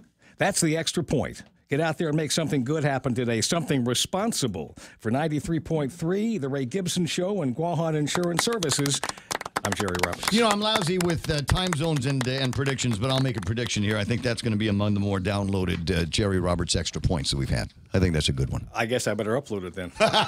Better stick it up on the Extra Point official website, GuamTraining.com and the World Wide Web. Jerry, I appreciate you coming in. Just a couple of quick notes before we get into the break and line up the rest of the 7 o'clock hour. No traffic? Don't have to. Oh, no break? Okay, then just a couple of things. My buddy Boris sent me the calendar of events over at the PTAC workshop. They'll have a couple of work sessions on wages and the WAWF, learn how to use the DOD's invoicing system. Teaming and JV, learn the rules related to teaming and joint ventures in government contracts. There's something Ginger and I were talking about yesterday. GSA's Oasis, Brandy Untalan will lead the informative session on GSA's purchasing program Oasis, and at the end of the month, DIBS, IIBS, learn how to use the DLA's Internet Bid Board system. You want information, then just give them a call over at the place. Teresa's at 735-2552. That's GuamPTAC.com. And for those of you that are Rotarians and looking for an excuse to join up in somebody else's Rotary Club meeting, today the Rotary Club of Northern Guam is going to be having guesting Ron McNinch, School of Business and Public Administration at the University of Guam. He's the guest speaker at their membership meeting today at noon in the Coco Room of the Hilton Guam Resort and Spa. Ron's going to be talking to fellow Rotarians and guests about what to expect with the newly elected officials in the government of Guam, some of whom you've heard right here in this radio show. It's 7:32 in the morning, and that's our look at what happened in the market. And Jerry Roberts in the Extra Point. Right now we jump into headlines from the Guam Daily Post. Here's Kevin Kerrigan. Half a day and good morning, Guam. In the headlines from the Guam Daily Post this morning, the Guam Visitors Bureau projects that 1.6 million visitors will come to the island this current fiscal year, which would break last year's record arrival number if it comes to pass. GVB also projecting that South Korean visitors will continue to outnumber arrivals from Japan, which used to be the island's top visitor market. The projections were announced yesterday at the GVB board meeting. Also at that meeting, the GVB board members elected 4 new and returning members to its board of directors. Milton Moranaga, the incumbent GVB board chairman, did not get reelected. The new board members include former First Lady Joanne Camacho, who previously served as GVB general manager, and current board members William Nault and Monty Mesa withdrew their names from the slate of candidates. 3 incumbent directors filled the other slots: Kloppenberg Enterprises Vice President Brad Kloppenberg, Holiday Tours Micronesia President Satoru Murata, and Sam Shinohara, who is United Airlines Managing Director of Operations for the Asia-Pacific region.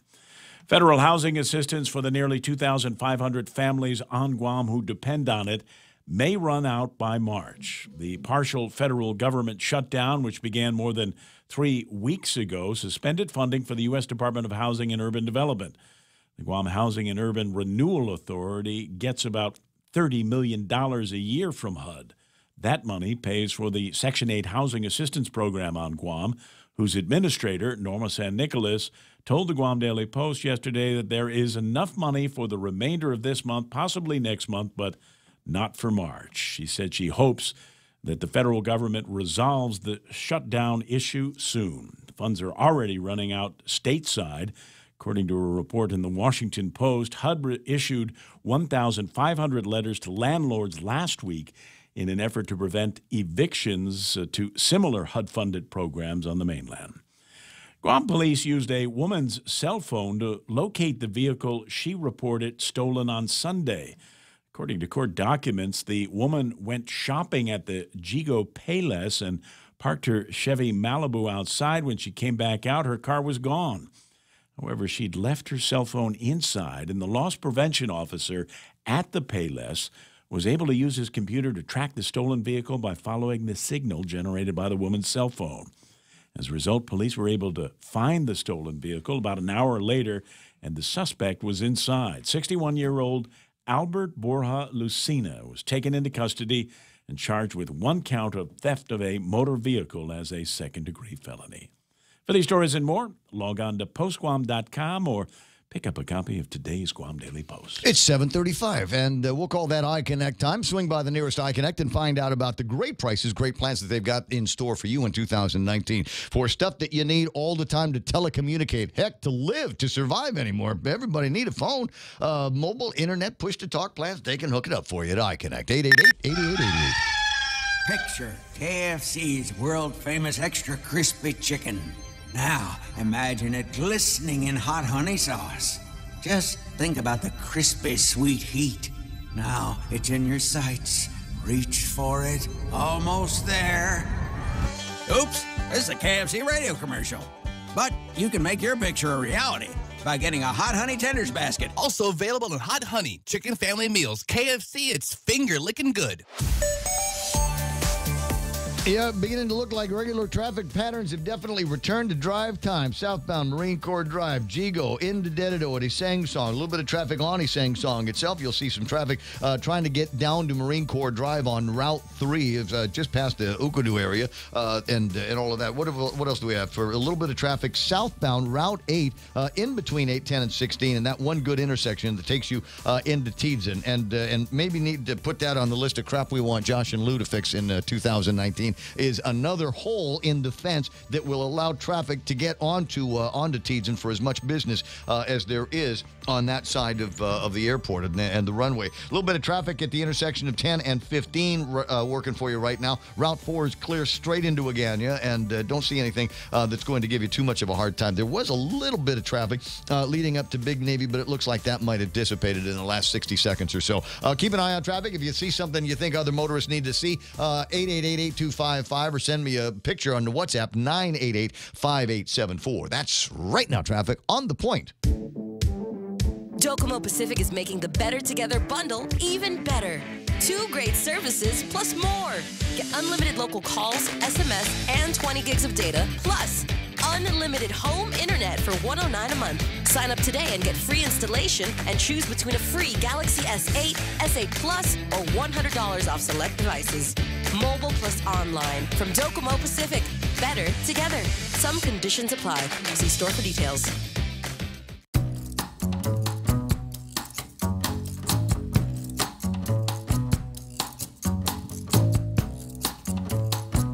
It's 7:37. Yes, it sounds like the girl from Ipanema. A little bit of that kind of smooth beach groove in the background there. That's nice. And while I've got some smooth background music I can play for you, how about the picture from Michael Knight's view out in the balcony of the condo space? That's just gorgeous there. You got the Oka Towers in the background. No, that's the Sheraton, right? That's a Sheraton. Yeah, it's not. Yeah. It's really not a bad view from the ghetto. And there weren't any police there this time, like there were over the weekend. So you don't have the lights that are influencing the quality of the sunset. You don't have the flashing lights. Not at this particular occasion. No, You just took that with the phone?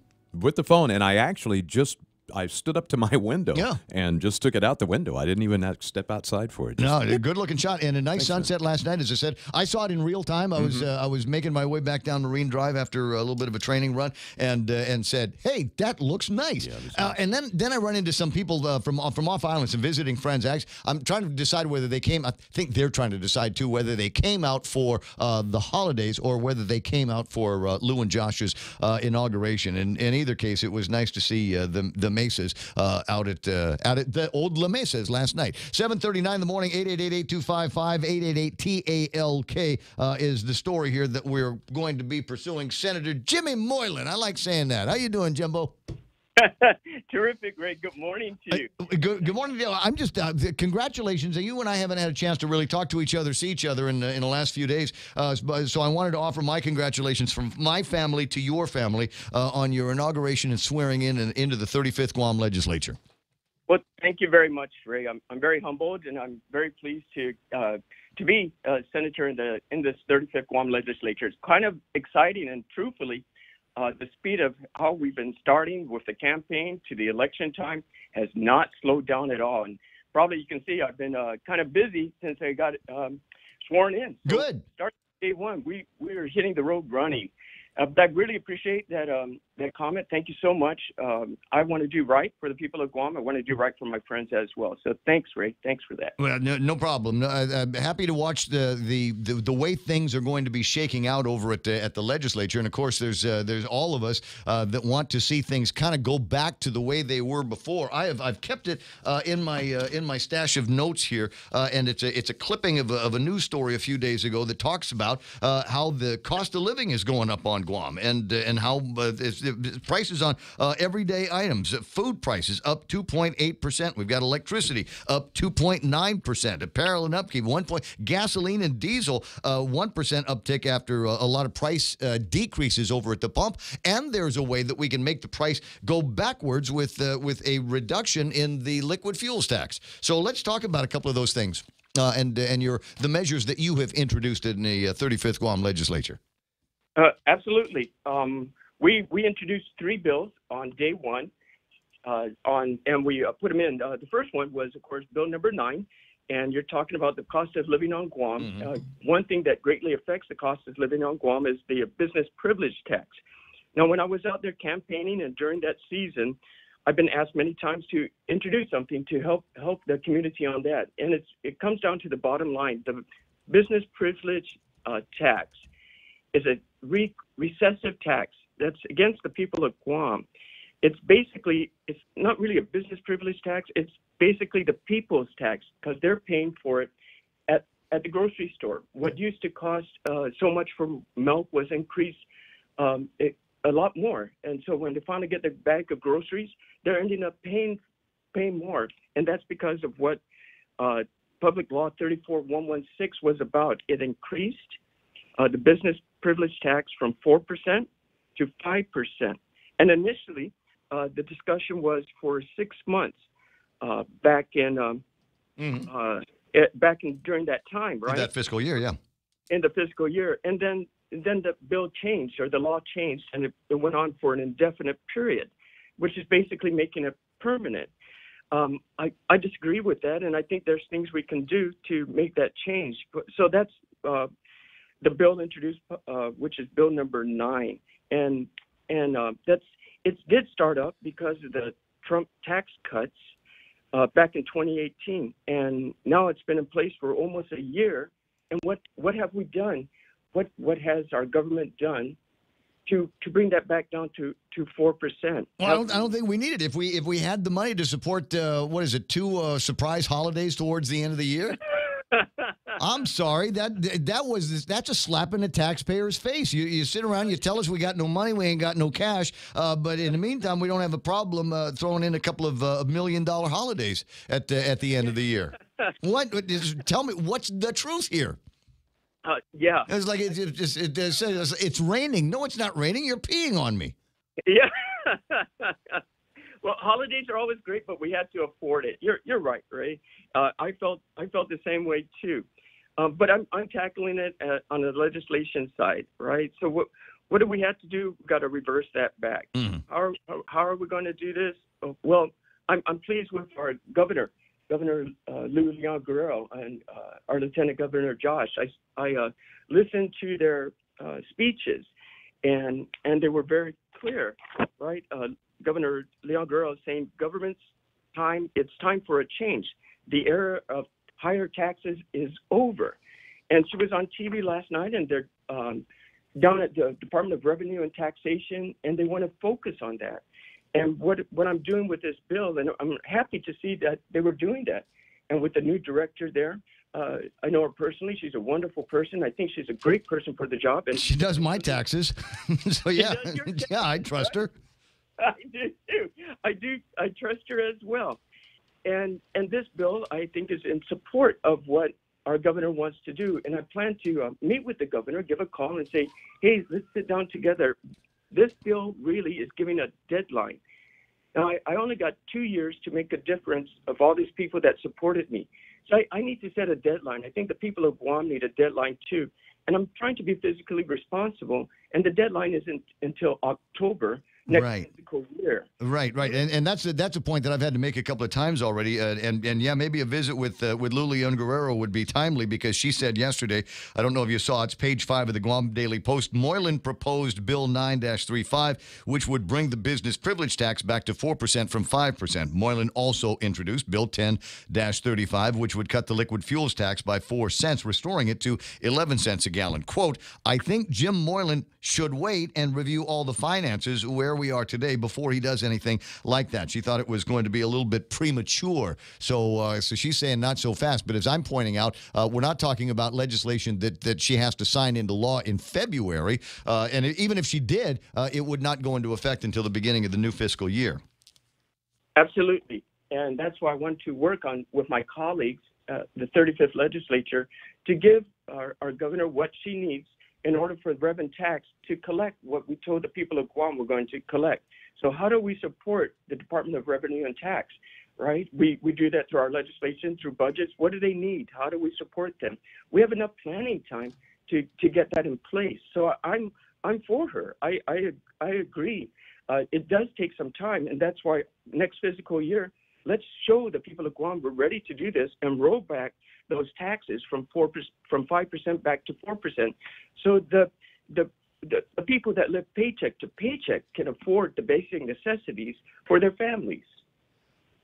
Is there a kind of a longer look as we start talking about different kinds of tax legislation? I mean, I'm delighted that these are two that you've come out with already, but I know that there are other members of certainly the business community, which you represented very well prior to your becoming a member of the 35th Guam Legislature. I know that there's members in the business community that would like to see us go to a visible sales tax as opposed to the invisible business privilege tax. Very true. That's one of my goals. Is that in the works for you as well? You want a little preview of what's to come. Let's just say there's a lot more to come. These are only the first 3 bills, and this afternoon I have another bill that I'll be introducing as well to help support the funding we need to make up for these cuts that we're looking at, but not as a recessive tax. Not as these. We can't do this to the people. We have to find the revenues without hurting the folks that are working from paycheck to paycheck. Mm-hmm. So, yes, there are more things in the works. We'll be having a press release later on this afternoon, which for sure you'll get first copy of. Okay. I appreciate that. My buddy Mark says the 2-year-old weight law had more to do with an increase in cost of goods than a 5% BPT. Well, let's look at that one as well. Then, of course, part of the conversation that they were having at the legislature and in the government in the last years, they were trying to deal with the Trump tax cuts. One of the other things that a couple of I thought wily senators, Regine Bisco-Lee and Fernando Esteves, had proposed that we undertake some tax holidays on certain items that are normally automatically included in the business privilege taxes. I've been a fan for many years of the conversation about food and medicine being taken off the list of things that we would tax because people need food to eat and in order to survive, and in some cases you need to take pills in order to survive some kind of chronic malady that you might have, and those are things that I don't think the government ought to be able to make any kind of money on or generate any revenue on. So do you have any thoughts on extending a holiday? And we could even do temporary ones. I would also like to see, when it gets to be back to school time, a tax holiday on school uniforms and school supplies as defined by the legislature. And that would be in place until the week after the first day of school. So that parents and teachers who find themselves buying a lot of supplies for school don't have to necessarily get taxed on it. Absolutely. Those are all great plans. It works in several states. I'm just looking at the stability right now for the government and stop with this regressive tax on the people. That you're absolutely right. That would definitely help, and more so that would fund more money back into the community. People will be shopping more. The stores will be happier as well. Their prices could drop for those days as well because they're not paying taxes on these items, the necessities that the basic people, the community needs. The majority of community needs these things. So sure, those are great ideas. We must support the small businesses, and that's a great way to do it. And we must support the small businesses with reducing the BBT as well. There's that report from the University of Guam, Dr. Ruan, who talks about the instability of our tourist market, where they're looking at a recession. And she was talking about the buildup, where the U.S. may be looking at a recession too.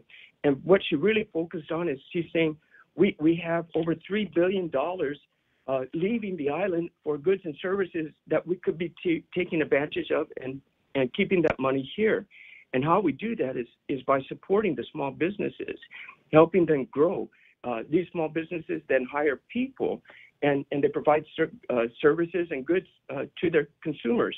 And they want to do the best they can, but it's difficult when we tax the businesses because that tax is just going to go right on to pass down to the people. From increasing the liquid fuel tax to increasing the business privilege tax, it's all going to come back. So if we can give tax holidays, sure. Of course, that would be great. The sales will be tremendous. It will be there are a couple of other topics we can riff on here. One of them being the internet sales taxes. Senator Fernando Esteves, again, one of the last things that he was doing was trying to get an opinion from the Attorney General's office. You might want to check with Levin and find out where that particular opinion is on whether or not Guam would be capable and whether there's legal prudence to being able to put together an internet sales tax from Guam. We definitely want that. Absolutely. You do definitely want that. Yeah. The internet. You want the opinion, or you want an internet sales tax? I need revenue to come in, and if that's not being taxed, then that's not fair for the businesses on Guam that are paying the tax. If there's additional tax that we can get outside from items coming in through the mail, Amazon.com, wherever we order our items, we'll still be saving money. And so we pay $1 or $2 more for the shirt that you save $10 from buying down the street. But that should we have to get. Those are goods and services, just like the professor was saying at UOG, that this money is going out and we're not taking advantage of Well, it. it'd be cool. You'd take those taxes, put a portion of them into a lockbox fund that would support the development of small business. Brad Hewitt on Facebook Live writing, "Oh no, taxes rolled back in the next fiscal year. Shops will keep prices the same and pocket the difference. Blame the cost of increased goods as reason not to reduce the prices." And that's something that we have unfortunately seen in the past, where there was once upon a time an increase in the business privilege tax. It was rolled back, and everybody was expecting the prices to go back to what they were before that new tax was implemented, but it never did. So I think, unfortunately, Brad's right. I think history has proven that we're probably going to get stuck with whatever the increases were that were passed on as a result of the increase in the business privilege tax. On tax holidays, Bob Kelly writes, a tax holiday for back to school could work if we were in a sales tax position, but it'd be virtually impossible to manage for both these stores or the government if it's based on gross receipts taxes. True. However, let's let competition take its course. Businesses are competing with one another left and right. If I can reduce the price of Spam by so much to get my customer in because I was able to reduce the business privilege tax, I can attract more customers and I can give them a special on this item. Eventually, the market will take care of itself. But there's just more than business privilege tax that affects the store owner. His cost of utilities is quite high. His cost of fuel is still quite high. His cost of hiring an employee is quite high as well. And we keep on raising these little things all around us. It all adds up. If I can tackle the 4%, 5% back to 4%, well, there's still other things. There's other costs that we are impacting the store owners who are trying to do business on Guam. It's not going to roll back automatically. It's going to take competition. But if we then increase something else, what is that business owner going to do? It's a multiple effect. It's Econ 101 is what it sounds like we're getting a lesson in here this morning. 7:54. Quick question from Kevin Kerrigan from the Guam Daily Post. Your colleague, Joe St. Augustine, has introduced the or more legislation, a repeat of last 34th Guam legislature version of the same bill. Will you support it? Will you vote yes? Which one again? The or more, the one that clarifies the intent of the budget bill from last year that would apply increased real property taxes to properties that were valued in excess or $1 million or more. That's was their intent initially. I need to digest that a little bit more. I think also it should be an increase. Possibly we should look at something across the board on a percentage scale, right? Not maybe it's just not the $1 million or more. Maybe if it's smaller and everybody pays just a little bit more on their property tax based on their value, based on what they have on that property as well. The improvements. Then this could help the economy even more so. If right now that's the only thing we got going for us, yes, I would definitely consider correcting that for the spirit of the law, which they intended to do. But I don't think that's the complete answer. I think we have to look at the entire property of our island, and what are we doing?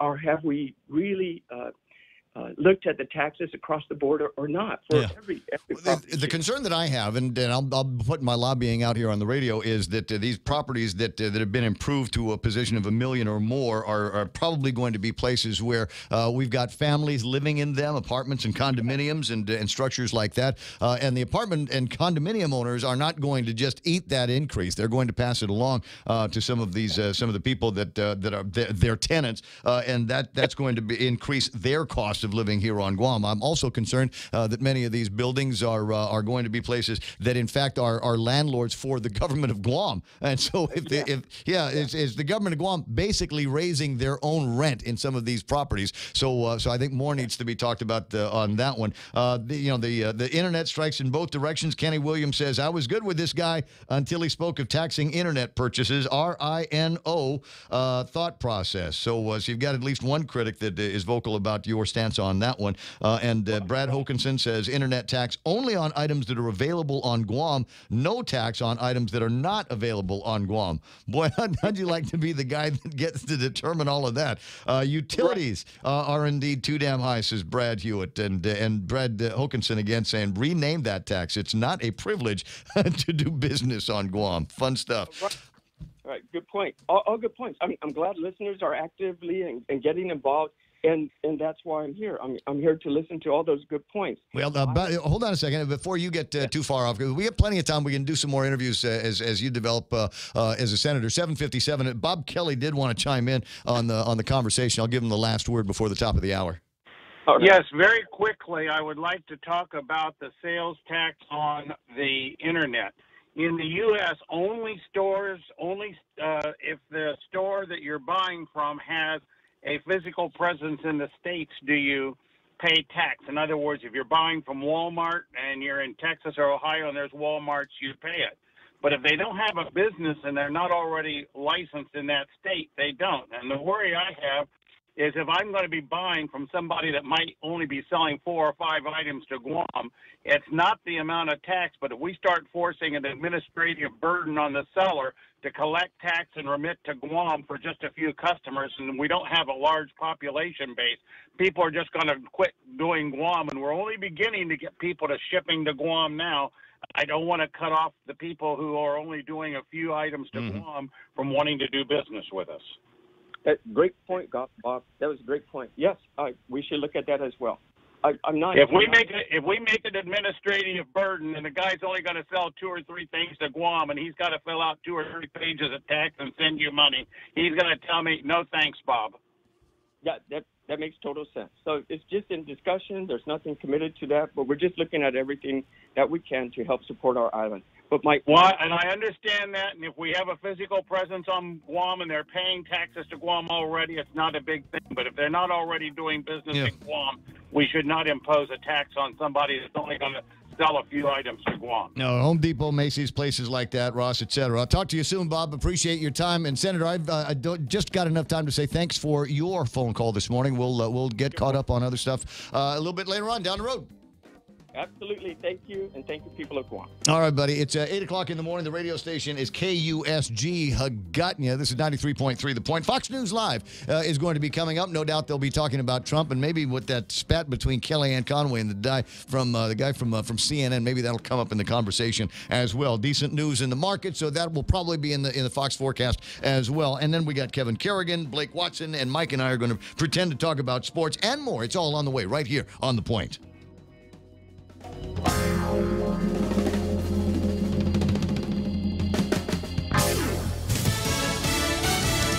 Prime time from the Oval Office. I'm Lisa Brady, Fox News. It'll be a first for President Trump, who's trying to make his case to the public that border security is national security, as multiple federal agencies remain shut down for an 18th day. Fox's John Decker, live at the White House. Ahead of the president's national address tonight, Senate Majority Leader Mitch McConnell criticized Democrats for blocking the president's request from Congress for $5 billion in border wall funding.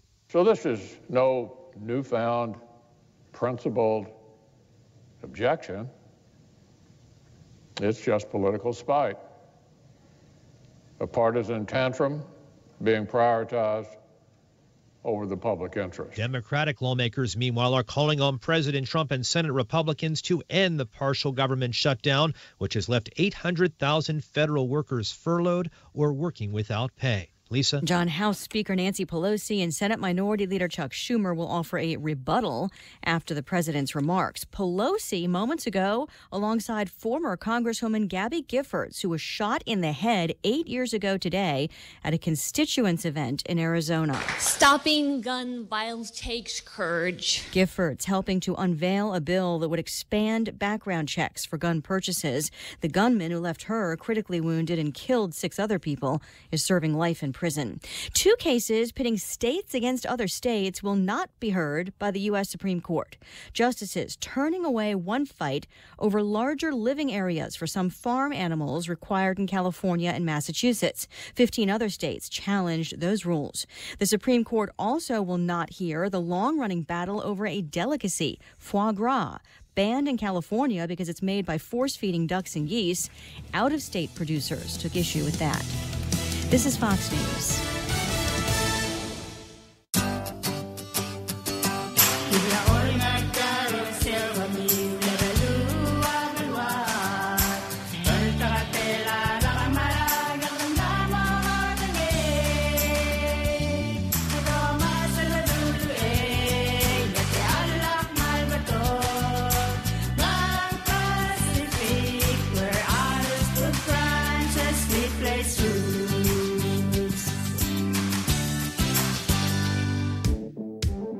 Docomo Pacific is making the Better Together bundle even better.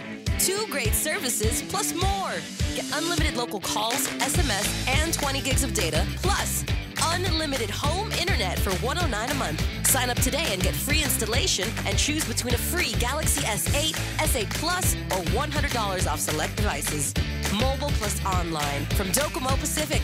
Better together. Some conditions apply. See store for details. A Russian lawyer who attended an infamous meeting at Trump Tower is now charged in an unrelated case, accused of obstructing justice to help clients. Natalia Veselnitskaya has been indicted in federal court in New York. Prosecutors say the lawyer, who's believed to be living in Russia, lied in a civil proceeding involving a Russian tax refund fraud scheme. Veselnitskaya attended a 2016 meeting in Trump Tower with campaign officials, claiming to have dirt on Democratic presidential candidate Hillary Clinton. Donald Trump Jr. and President Trump's son-in-law, Jared Kushner, have said the meeting amounted to nothing. In Washington, Rachel Sutherland, Fox News. It's a high-tech wonderland, the annual Consumer Electronics Show underway in Las Vegas. Fox's Brett Larson is there. Artificial intelligence is huge, and you may actually already be using it. Artificial intelligence is in things like your Alexa smart device, your Google Home, when you talk to Siri. That's artificial intelligence. Those things are finding their way into all sorts of devices that are in our homes. Think about kitchen faucets, bathroom mirrors, devices that you put in your home for safety, smoke detectors, and they're all starting to be interconnected as well. Another example, a new Wi-Fi deadbolt that works with Amazon Key. More evidence of just how popular streaming has become. Nielsen out with big numbers for the movie Bird Box. No. Open your eyes. Please don't take my children! The Sandra Bullock thriller on Netflix was watched by nearly 26 million unduplicated people over its first week. That means it's in Roseanne territory, she of the 27 million mark. It's second only to the first 7 days of Stranger Things 2.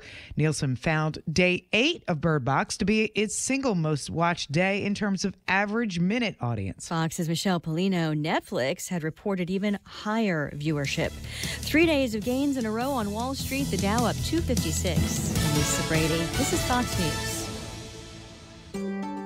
At Guam Regional Medical City, it is our mission to become the island's premier choice for specialty care, like cardiology, pulmonology, neurosciences, orthopedics, oncology services, and more. We aim to protect our island from heart attacks, strokes, cancer, and diabetic complications. But should you suffer from such diseases, we're ready with world-class options, both inpatient and outpatient. For more information, visit us at grmc.gu. Insurance doesn't have to be another budget buster. Nambo Insurance has reasons for you to celebrate this new year. With Nambo Insurance Bundle Up Plan, you can save big. Bundle up your home, auto, or motorcycle insurance and save up to 50% off. Start off this new year with great savings from Nambo. Hurry and visit our 2 locations in ITC Building in Tamunin and our new Nambo Building in Hagåtña. Call us at 477-9754 or visit us at nambo.com. From our Nambo familia to yours, we wish you all a happy new year. Welcome to Subway's ad for the new Chipotle cheesesteak sandwich. How would you like it? I would like it to predict my future. My pleasure. I see. Your future, a delicious moment in the new Chipotle cheesesteak sandwich with steak, jalapeno peppers, and Chipotle Southwest sauce. Wait, I foresee an imminent spell that is going to entice you. It's the crunchy bread with sunflower seeds, which provides an enchanting flavor. Don't miss it, and be mindful. The portal of the Chipotle cheesesteak sandwich is open for a limited time only. Subway, make it what you want.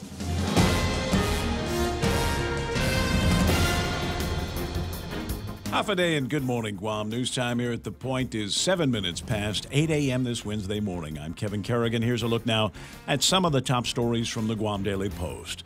Governor Leon Guerrero says she will sign a bill that would allow for a full implementation of the property tax increase that's in the current budget law if the legislature approves the measure.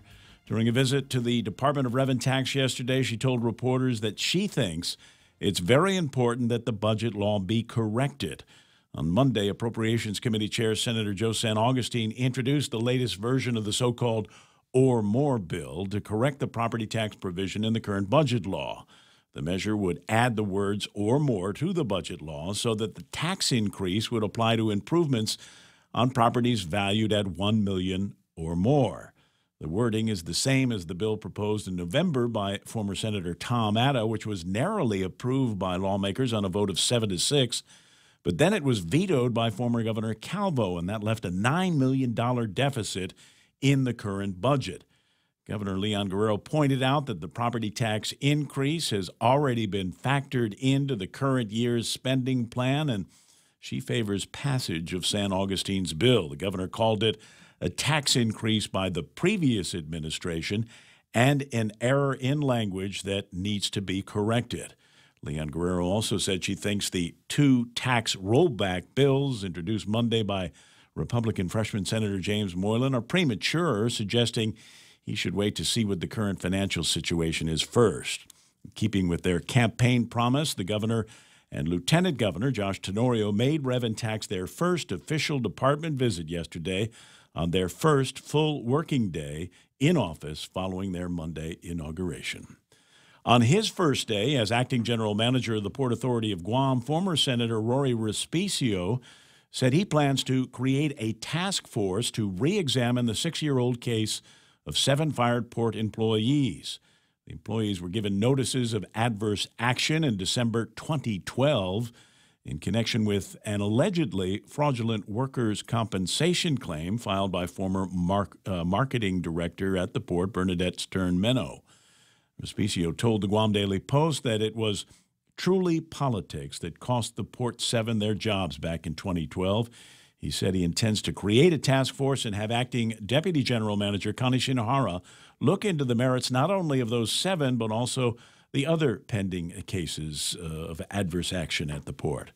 The port's former general manager, Joanne Brown, however, is questioning Respicio's plan to review those cases, which have been under review in the courts and by the Civil Service Commission for years. She said that she thinks it's totally improper. She said, keep in mind that after Bernadette Meno was terminated from the port, then Senator Respicio hired her to work at the Guam legislature. Politics is rearing its ugly head, said Brown, and it's something the public really needs to watch out for, she said. We'll have more news after this. Security Title is honored to sponsor Ray Gibson on The Point. In 2019, we resolved to continue our mission of protecting and ensuring the land and homes of our beautiful island. Additionally, we resolved to maintain our vital connection to our families and our community. Protehi Itanomo, protect your land. When it comes to your family land, remember to call the professionals at Security Title, just like you call Ray Gibson in the morning.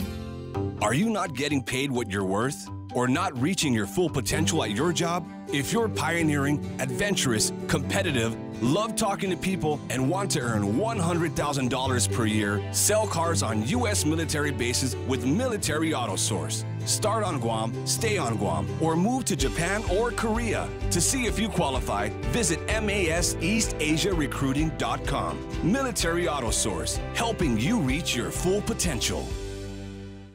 11 minutes past 8 a.m. here at The Point. The Lotte Hotel in Tumon has sold to a South Korean investor for $64.3 million. The seller was Tumon Bay Resort and Spa. The buyer established a Guam company named JR6 Guam Propco. It was established just a month before the sale and purchase. The company's president, treasurer, secretary, and director is listed as Junsu Park of South Korea, according to land management records. The purchase was recorded with land management last month. Lotte Hotel Guam's management told the Guam Daily Post that they intend to continue operating the hotel under the new management, formerly called the Aurora Resort and Spa. The Lotte Hotel underwent renovations back in 2013 and reopened under the Lotte brand, which had been leasing the property up until last month. The sale represents a growing investment portfolio from South Korean investors in Guam, and that mirrors Guam's changing tourism market. According to documents unsealed in Guam's district court yesterday, law enforcement officials on Guam seized 14 pounds of marijuana, 806 grams of crystal meth, and other drug-related products during a 4-month period between August and November last year. The drugs had been sent from California, Arizona, and Nevada in priority mail with the U.S. Postal Service, sent to various addresses here on Guam and to one address in Saipan. Authorities executed multiple search warrants on many of the packages and conducted controlled deliveries, replacing the drugs with a tracking device. The seizures were initially kept confidential because of ongoing investigations aimed at identifying the recipients of the packages. However, court documents do not yet reveal who was arrested in connection with those drug seizures. For these stories and more, log on to postguam.com or pick up a copy of today's Guam Daily Post. Ray and Mike now. Take a look at weather. I'm going to take a look at the weather radar. I got to click on the refresh button. I'm sorry, I should have done that while you were actually doing the news, but I was looking up the embarrassing loss that Tide Roll had against Clemson yesterday. Mm-hmm. Wow, big numbers. We'll talk about that in a second. But right now, here's the forecast for today. Partly cloudy and breezy. Look for isolated showers. Winds from the northeast up to about 25 miles an hour. Expected daytime highs today up around 90 degrees, and overnight lows should be upper 70s, about 77. Sunset tonight, 6:09. Sunrise in the morning will be at 6:46. Weather radar looks like... Yeah, just looked like some isolated stuff, although some stuff cropped up, looks like down to the south side. That could be what they call, just a radar dirty. It's just not really there. It looks like it's there, but it's not. Yeah, because otherwise it looks like it should be raining somewhere. Yeah, but it could be just one of those things, one of those false returns. It's got a booger on it? It does happen. It does happen. Just like you can see the stuff that's kind of fuzzy on either side of the island, that's false returns. So it does happen. But for the most part out there, it's not looking too bad. We do have some clouds moving through, but they're really flat, low clouds, and so there's really no moisture in them, nothing to rain out of them. So they'll slide on throughout the next couple of hours, I imagine. Looking at the satellite, you can see where those clouds are coming from. They're kind of being generated by this area of low pressure to our south. That's the reason the wind is staying up. And that'll continue for the next day or so as well. And the remnants of O1W will be sliding past us this late weekend and early next week, and that'll give us a better chance for rain then. Gotcha. All right, so there we are. 8:14, that's news and weather together here on The Points. Coming up, we're going to pretend to talk about sports. Family Finance has been serving the people of Guam since 1959, and they'll continue to be there for you in the years to come. Whether you're looking to get a personal loan for that summer vacation or paying off those long overdue bills, Family Finance has got you covered. Apply for a personal loan from $1,000 up to $3,500 by calling Family Finance in Hagåtña at 475-4545, Upper Tuon 647-5626, or in Dededo 633-4473. Family Finance has been serving the people of Guam since 1959. Portions of the program brought to you by King's Restaurant. Morning in Harmon. And what do they got there? Food, all kinds of food. They've been serving breakfast, lunch, and dinner around here for longer than anybody can remember. So they already know what you like, and there's one on the menu. So check them out today for lunch or dinner or breakfast. You can also find a lot of love from Guam Regional Medical City. First choice for all of your open heart surgical needs. Micronesia Renewable Energy, first choice for all of your solar energy needs. And American President Lines, they're shipping the future.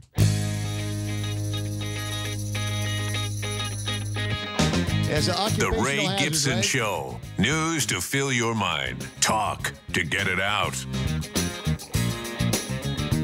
Yeah, just the occupational hazard of having to memorize all of these different tags, and sometimes they get all cocked up in my head, and they all try to come out at the same time. I'm sure you have situations like that in your life as well. 888-825-888-TALK as we zoom into the portion of the program where we're going to try to see if we can come up with a few minutes worth of compelling and interesting sports conversation. And if we don't, that's okay. We got to fall back. There's always something else that we can talk about. Always, right? That's fact. Always fact. something. But let's start with Tide Roll and Clemson. Did you see it? I was just looking at some of the. I wasn't watching, but I was looking at some of the numbers here today. My God, 44-16. 44-16, and I mean, it really wasn't that close. I had kind of an eye on it, kind of an eye on on other things, but yeah, it got out of hand really, really quickly. The Tua Tagovailoa, the Hawaiian quarterback for Alabama, he I don't know, because last year he got hurt. And so they put in the backup quarterback, and so the backup quarterback ended up winning the game. So, people were arguing that, he's never maybe actually... Maybe you should have left in and keep him in, right? Right, yeah. Or maybe, maybe just some of the nerves got to him because he's, even though he's a national champion, he didn't actually do it himself. He was hurt, so he's never been in a fourth quarter, down by whatever they were. So, I don't know. It was a good game if you don't like tied roll. And I like to see the best lose. So it was, I'm happy with the outcome. So tell me about Trevor Lawrence. He's young. Yeah? He's really young. I think he's a true freshman? Yes. No, I don't think he's true. Is he? True freshman? Okay. Yeah. He's a true freshman, so he's very, very young. I guess last year, this time, he was, he was about to graduate from high school, probably getting ready for the prom, and now he's a national champion. But, I think he's just going to get better, and we'll probably be hearing his name for a long time to come. Well, depending on where he goes after. I mean, but the guy is responsible 3 touchdowns, no turnovers. No turnovers. Right? Yeah. Against one of the Alabama. one of the best defenses in the land, and he'll probably come out early. Which I think, if he is a true freshman, that'll be in 2 years. So we'll probably be hearing his name on draft boards in the NFL. Do we have any fun fact music? Because I'm on a website where they've actually got some fun facts, and so I was thinking this would be if we had fun fact music to play in the background of these fun facts. That would be cool. Anything? Come on, producer Mike. The pressure of finding our fun fact music bed. The Tigers are the first college football team to go 15-0 since Penn did it in 1897. Wow. Is that a fun fact? That is. That is a fun fact. Fun fact number 2. In the 5-year history of the CFP, no number 1 team has ever won the title. Really? That's what it says. There's your second fun fact. I mean, it's only 5 years, so that's not that unbelievable, but that is kind of crazy that form has not held. Form has not held. Alabama is 1-2 against Clemson over the last 3 years. Crimson Tide are 40-1 against everybody else. Yeah, they beat everybody else. They just have a hard time with Clemson, right? Yeah. Well, I think it's the coach. I think Dabo Swinney's got Nick Saban's number. Yeah, I think he figured him out. What do we got here? What's the response online? What are people saying? Brad Hewitt, his response: the Clemson long-haired surfer boy QB rolled the tide. Ismail says Clemson QB needs a haircut. Mark Colby says the 2019 GML baseball season will start in February. No confirmed date, but I'll let you know. Which is it was far earlier than where it started last year. If you recall. Still stuck on the complaints about long hair. What's up, man? Come on now. Is that a thing? Are they not supposed? I mean, I'm trying to remember the name. I don't know if I know the name of the guy, but there's a dude that plays for Clemson. His beard looks like he's a little bit rounder, but it's number 76. Right? Yeah. Well, there was like full bit more beard than you. Ron Fitzpatrick, who was the quarterback for the Tampa Bay Buccaneers, talking about pro. He went to Harvard, and he's got like a whole. I mean, his beard is like. I mean, it sticks all out of his helmet. Ezekiel Elliott too. He's got a big afro, and he looks like an Ewok though. I've always thought that Ezekiel Elliott looks like one of the Ewoks from. He really does. He really does. I mean, he has the same eyes. He's got the same smile. Even got the same gap as like the Ewoks. When he smiles, and with his hair and beard, he looks just like an Ewok. It's almost as much fun online. Brad Hewitt says he belongs at a Pac-12 school. Ismail says, "Hush, Brad Hewitt," and then he goes on. Ismail goes on to say, "Washington Willie Jacob Eason as QB this year, transfer from Georgia." All right, or Washington will have Jacob Eason as quarterback this year, transfer from Georgia. It means nothing to me. Yeah.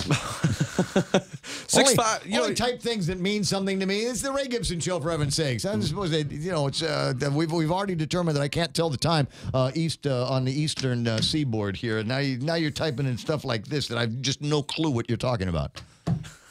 He's 6'5", he's 6'5", 205 too. That's also a big thing for a true freshman. He's big. All right, couple of interesting. This I'm going to find a way to get this sports related here. Okay. Right? What's you can't watch sports. I think without having something in your hand to eat. Yeah, or drink maybe, something like that. So this is interesting to me because I had not heard whether they're doing this here or not. Pizza Hut will be expanding its new beer delivery service to over 1,000 locations nationwide. The current beer lineup includes Blue Moon, Bud Light, Budweiser, Busch Light, Coors Light. You can get Corona Extra, Kilt Lifter.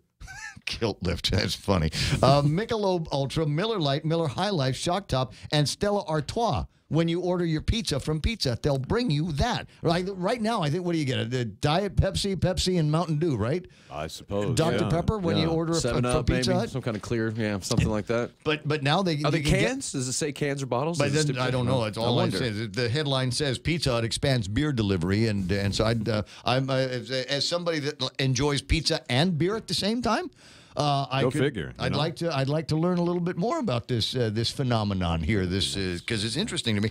And then there's another one. Where's that place the Harley guys go? Sturgis. That's South Dakota. No, South Dakota, right? North Dakota. So, yeah. One of the two. One of the Dakotas. It's somewhere in the States, right? Yeah. Sturgis, South Dakota. Somewhere where it gets really cold. Now trust me, all of us know these guys. They all go there, and to them, this is their high holy moment is when they can get on their Harley and ride and do the Sturgis run, right? Yeah. And you and I know a bunch of people that have done that. Now, tell me how this is going to work out.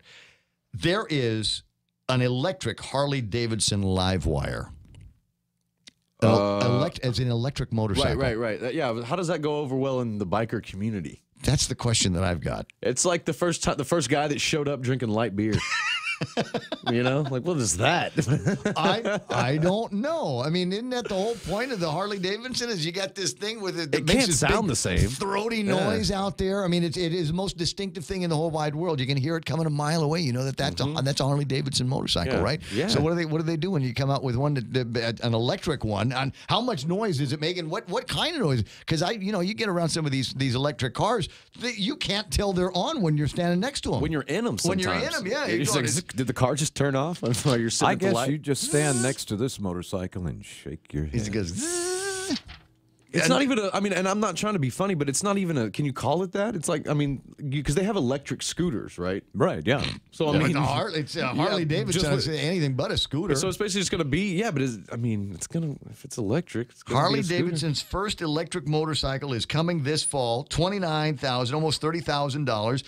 And the good news for those of you that ride a motorcycle, for economic purposes, you can go about 110 miles on a single charge on your Harley Davidson scooter. That's what I was gonna say is that is it meant for like people who live in cities, because maybe it's not as big either, right? Because you would think if it's as big as a regular Harley, it'd need to be gas, not because it would die out really quick pulling a big Harley. I'm looking to see if there's any real men on the Facebook Live that have got something about might have a comment or two about something like this. Brad chiming in on the Pizza Hut story. Too drunk to drive. Oh. Need beer delivered. Order it up at a party. Yeah, this is what I need. I need a case of beer and a little personal pan pizza. Can I get some of that?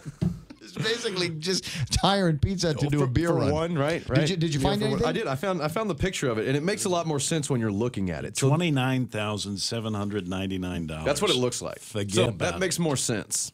Yeah, but Kevin is pointing out that sounds like a lot of money to spend for something that doesn't go vroom vroom. Yeah. Oh yeah. It's a 30. What can you get? You could get a really nice vehicle. Get a car. That's what I'm saying. A really nice vehicle for $30,000. And the other thing I don't like about it is it's very crotch rockety. It's and that's crotch rockety? Kind of that's not really a Harley thing. Right. It doesn't look like the Harley that you're thinking of. It looks more like a street bike. More like like an import. Hold on, I'm calling up. Let me see if I can stick this online here. Harley Davidson's Livewire electric bike is here and very expensive, is the story from Popular Mechanics now. Let me scooch down and see. There it is. You can see it online right now. There is your electric motorcycle. Available in August. You said that, right? 0 to 60 in just over 3 seconds? No, I didn't have that. I mean, listen, the engines that they put on these things, the motors that they put on these things, they seem to be very efficient and seem to clamp up to speed very rapidly. That was one of the things that my $1 millionaire buddy JB likes about his Tesla is how fast it will go just by whispering at the accelerator. You press it down, you press the gas, and you are gone. And I got a feeling it would be about the same thing with something like this. The live wire, battery powered, will do 0 to 60 in just over 3 seconds, go 110 miles on a charge. He said that. And this is cool. You'll like this. It's one of the fastest production bikes ever. We're also announcing HD Connect, which allows riders to monitor battery charge status remotely via their smartphone, and also enables features like GPS, anti-theft, and all that through your phone and stuff like that. So it's going to really be connected to your everything. It sounds like they're trying to let's make a Harley Davidson like a Tesla car. Right. Right. We want to make this thing smart. We want to take advantage of the battery power and all of that stuff. And there's the obligatory ad from Popular Mechanics. Yeah, for me, they'll need to work on the visuals a little bit before I'll even be remotely interested. They did dawn it with the iconic orange. Yeah, you're looking for something that's got the Harley Davidson, cruiser look to it, yeah, right? For me, I mean, that's part of it. That's one reason why I haven't bought a motorcycle in a while, because they're making nothing but crotch rockets now, and I don't want one of those. I want a cruiser. Right. And you can't hardly find them now. You want something like MC Cruise, the cop used to ride around. Price range. Well, there's that. Yeah. I think you have to wait until somebody that has one dies. Yeah. And then they don't will it to somebody in the family. They're also coming out with some. They announced in the same thing. Harley Davidson did that. They are rolling out a whole line of electric vehicles. It looks like they're going into the electric business, so including bicycles and scooters. But the question, the overriding question still remains: the Harley Davidson, the brand is so intrinsically tied to the sound, right, and the riders. So I think that's a point. Is the crotch rocket and the cruisers, might not go well with the existing Harley crowd. So are they going after a new crowd? Who's it saying West Coast numbers should be pretty good on this? Yeah, West Coast numbers. Places like Arizona. Yep. Even and maybe younger professionals who make $30,000 and enough money to play with. You mean clueless people? But you know what I'm saying? I mean, maybe they're just trying to go for like just a whole nother younger demographic with it could be street bikes. All right. Well, and then the last of the cool internet. I got this from the radio station for WhatsApp 988-5874 surveillance video of a bunch of guys on bikes, as it turns out, and you can see what's happening here. There's a bunch of guys on bikes coming through and parked at an intersection, and looks like they got some truck traffic coming through. Hey, wait a second, stop! Whoa, hey, whoa, yikes! And then the aftermath. Was that the Philippines? I don't know where that was. I didn't get a thing from anybody that said where it was. It's not Vietnam, because in Vietnam they actually put the bikes on separate roads than all the other vehicles, so that sort of Thing can happen. They do that in Thailand. It kind of looks like Thailand too. But I don't know. You think about there's Taiwan and Kevin, you were just there. 99% of the traffic on the roads is all mopeds. No, used to be. Used to be. Yeah, now they're a much richer nation now, and there's a lot more four-wheel vehicles on the road. Do they have accidents like this there, or did you get somebody that plows right through? Crazy drivers. Crazy drivers. Must be a crazy morning. It's 8:29, and do we need to talk any more NFL or sports stuff here? No, I can do some local sports. Just recap it really quickly as we approach Championship Friday for the preseason tournament, put on by GSPN out at FD's The Jungle Gym. I just like saying that. It's winding down. St. Paul Warriors have already earned their bid to the championship game. They beat Ukudu in the Battle of the Unbeatens last night in a win to get in game. Like I said, both teams came in 3-0. And it seems that the Warriors took it from Ukudu. The Guam Hot Panthers, meanwhile, they defeat the Harvest Eagles in the earlier game to add one more game on their schedule, as they will play the 7th place game Thursday evening. So tonight, Wednesday, January 9th, Sanchez tipping off against Indy, and Father Duane's, the home team, tipping off against JFK at 7 p.m. Action starts at 5:30. There we go. That's all the time we got for sports and motorcycle and pizza and beer talk, and maybe we'll change that around pizza, beer, and chicks talk. We'll work on something like that. Wings. You can get wings at Pizza Hut. Yeah, I know. I love pizza, beer, and wings. It all just always goes together. One other thing, but anyway, we'll talk about that offline. It's 8:30 in the morning. Headlines coming up next.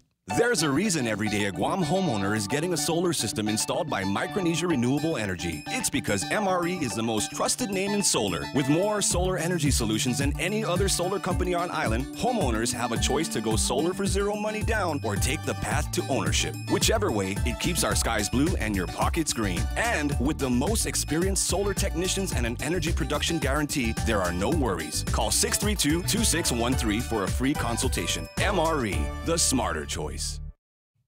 Is it time now for Oh yeah. This is sweet, sticky porn music in the background, right? This what I like. Mike was trying to figure out what kind of music we want to add to the program as we move, platoon in some theme and bumper music and yeah, like this. This has got that. Yeah, now this is one of our older ones, but I found some other stuff, man. It's grooving pretty nice, and we're going to like what comes up next week. It's 8:31 and time for headlines from the Guam Daily Post. Here's Kevin Kerrigan. Half a day and good morning, Guam. In the headlines from the Guam Daily Post this morning, the Guam Visitors Bureau projecting that 1.6 million visitors will come to the island this current fiscal year, which would break last year's record arrival number if it comes to pass. GVB also projects that South Korean visitors will continue to outnumber arrivals from Japan, which at one time used to be the island's top visitor market. The projections were announced yesterday at the GVB board meeting. Also at that meeting, the GVB members elected 4 new and returning members to its board of directors. The new board members include former First Lady Joanne Camacho, who previously served as GVB general manager, and 3 incumbent directors filled the other slots: Kloppenberg Enterprises Vice President Brad Kloppenberg, Holiday Tours Micronesia President Satoru Murata, and Sam Shinohara, who is United Airlines Managing Director of Operations for Asia Pacific. Milton Morinaga, the incumbent GVB board chairman, did not get reelected, and current board members William Nault and Monty Mesa withdrew their names from the slate of candidates for the board. Federal housing assistance for the nearly 2,500 families on Guam who depend on it may run out by March. The partial federal government shutdown, which began more than 3 weeks ago, suspended funding for the U.S. Department of Housing and Urban Development. The Guam Housing and Urban Renewal Authority gets about $30 million a year from HUD. And that money pays for Section 8 housing assistance here on island. The administrator of that program on Guam, Norma San Nicolas, telling the Guam Daily Post, there's enough money for the remainder of this month, possibly next month, but not for March. She said she hopes the federal government resolves the shutdown as soon as possible.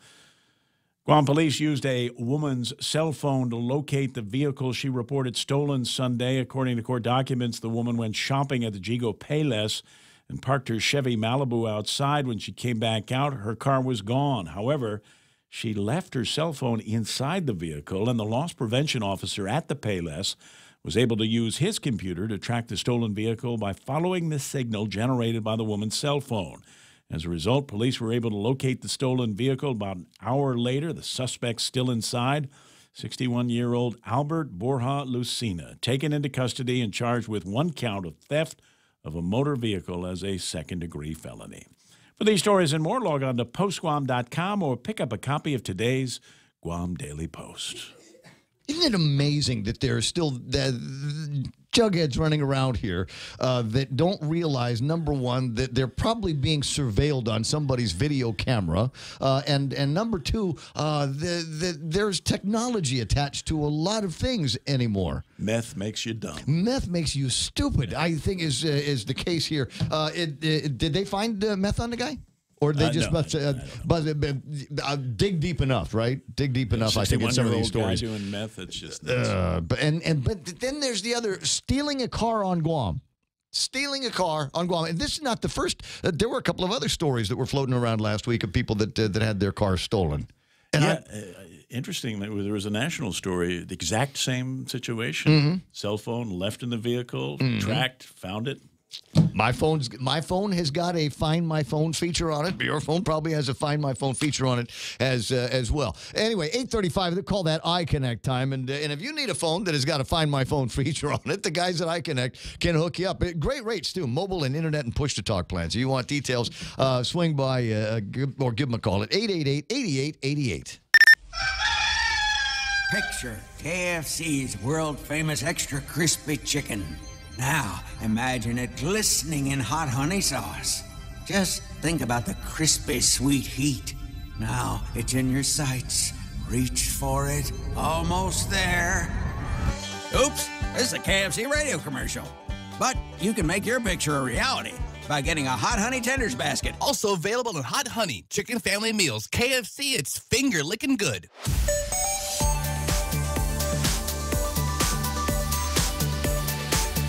Is it traffic today? There was some ugly traffic brewing around 8, 10, and 16. Right now, the only ugly is on Route 8 as you head towards 8, 10, and 16. It starts to clump up a little bit as you make your way towards it. Southbound on Route 8, also a little bit busy. Marine Corps Drive between Horse and Cat and in the ITC building, starting to busy up. And we're watching traffic come out of Teason and go through that forgettable intersection over by the airport.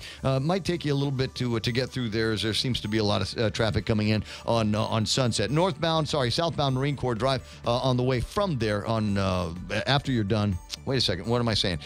Southbound on 10A towards that intersection. In fact, that one just went red just as I'm saying it. So watch out for a little bit of slower traffic moving through there. Don't see anything else that's going to be a problem. If you do, let me know about it. 888-8255, or send me the WhatsApp picture or the video of that scooter bowling that I was showing earlier. 988-5874. Here at APL, our core values give the company its heart and soul. Whether it's connecting your business with our global network through our newly enhanced service or investing our efforts into giving back to the community, APL is committed to serving you. We humbly honor the opportunity to find innovative solutions for you and your business. To learn more about our enhanced service, call 588-4651 or visit www.apl.com/Guam for more details.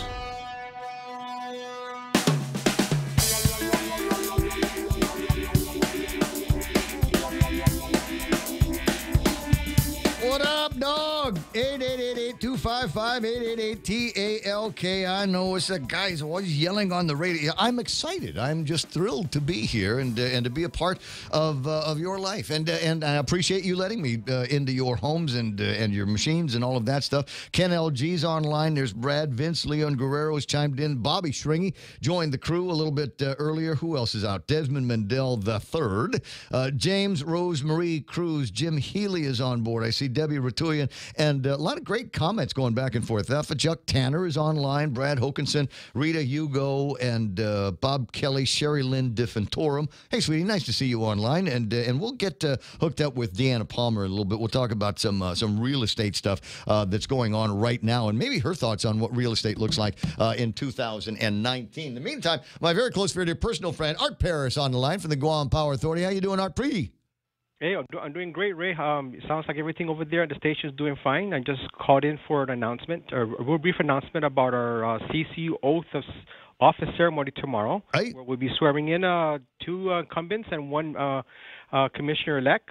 Simon A. Sanchez, Francis E. Santos are the incumbents that are going to be sworn in tomorrow, and former Senator Michael T. Lim Tiaco will be is the new commissioner-elect. Our ceremony is going to take place tomorrow, Thursday, 4 p.m. here at the 3rd floor of the Gloria B. Nelson Public Service Building here in Fadian. I know the spot. You need more signs about you need I don't know, quarter mile, half mile away from the turn. You need to put the signs up that says you're getting close, because I can't tell you how many times I missed that turn.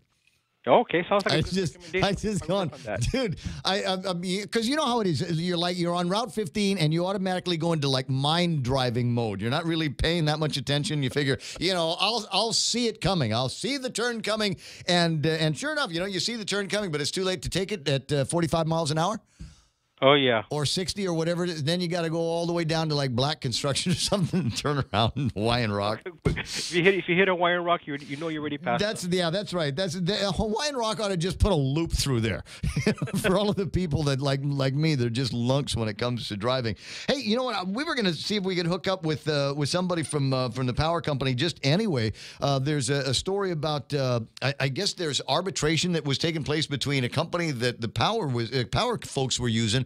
Or we're talking about using for windmill power, and they just never got around to doing it, and they want their deposit back. And my understanding is the Power Authority said, no, no, we're going to keep that. I'm going to buy a sign for Ray Gibson. Familiar with that issue, Ray? I'll try and get somebody who's more familiar with that issue and see if they can call into the show. Oh, that'd be fine. That'd be great. It sounds like one of those CCU questions that I might want to either bring to Joey or Simon or even Mike. Now, tell me a little bit about the ceremony that's going to be taking place. Again, it's going to be at the Gloria B. Nelson utility compound, number 1. But when and where? Or when again? It's going to be tomorrow, the 10th of January, 4 p.m. here in Fidian. It's going to be in our boardroom. We're going to have Chief Justice Merriman conduct the oath of office, and we're going to have family and dignitaries here at the third floor in our boardroom. Is this where we normally have our formal ceremonies? We want to make good use of that facility. Oh, sure, yeah. Ratepayers are paying for it, so yeah, let's use the hell out of it. But afterwards, we're going to happy hour over at Franny's, right? Sounds like a plan, Ray. Thank you very much. That's my job. And now I'm finished. I go home for the week. Now we've got a plan for the after party for the CCU swearing in.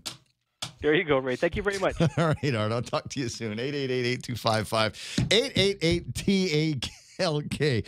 What happened here? What are we supposed to be doing? I was 8:41 in the morning, and I don't know. You know, we get past a certain point in the program, and I just kind of keep my fingers crossed that I've got enough material to kill the next hour and a half between here and the end of the show. And I think there's a ton of stuff to talk about. Plenty of stuff that you and I, frankly, have already riffed on for a little bit. But I might want to go back to a couple of things as we do. A little bit of audio that I can play for you right now. Because I think it's part of our top story, if you will. And the top story is, as we go through this transition between the old administrations and the new administrations, I've got expectations, and there's a part of me that wants to manage my expectations. I mean, because we're talking about politicians after all, in a lot of cases, and there was this long campaign trail. There was a lot of strategy, a lot of tactical maneuvers that were put in there, but it's all done. We're finished now, and now it's a question of taking some of these promises and these feelings that had been extended to us by all of these politicians, and find out if they're going to be able to actually put it into place. So day before yesterday, in her speech at the inaugural speech at the field house, incoming governor and now Governor Lulian Guerrero, reminder, we're not going to be able to do this alone, and some of these things aren't going to be able to get fixed overnight or in a week or in a month or even in 100 days. And I get that. That's a little bit of, expectation management in there as well. But does it look like the rubber's going to hit the road the way you want it to?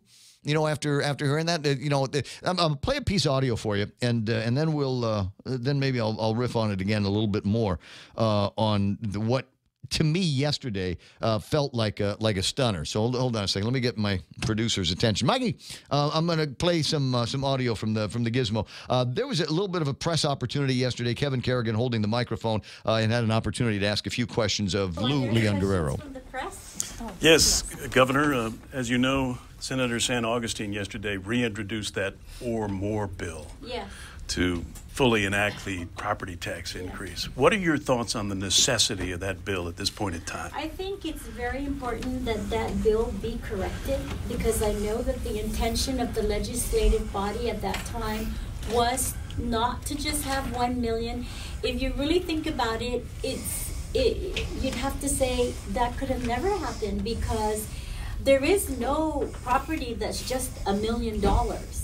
That's totally unreal and impractical. And so, it was an error, whether it's a grammatical error or an error in omission, it has to be corrected. And that's because the budget has been projected, figuring in the projected revenues from that $1 million or more.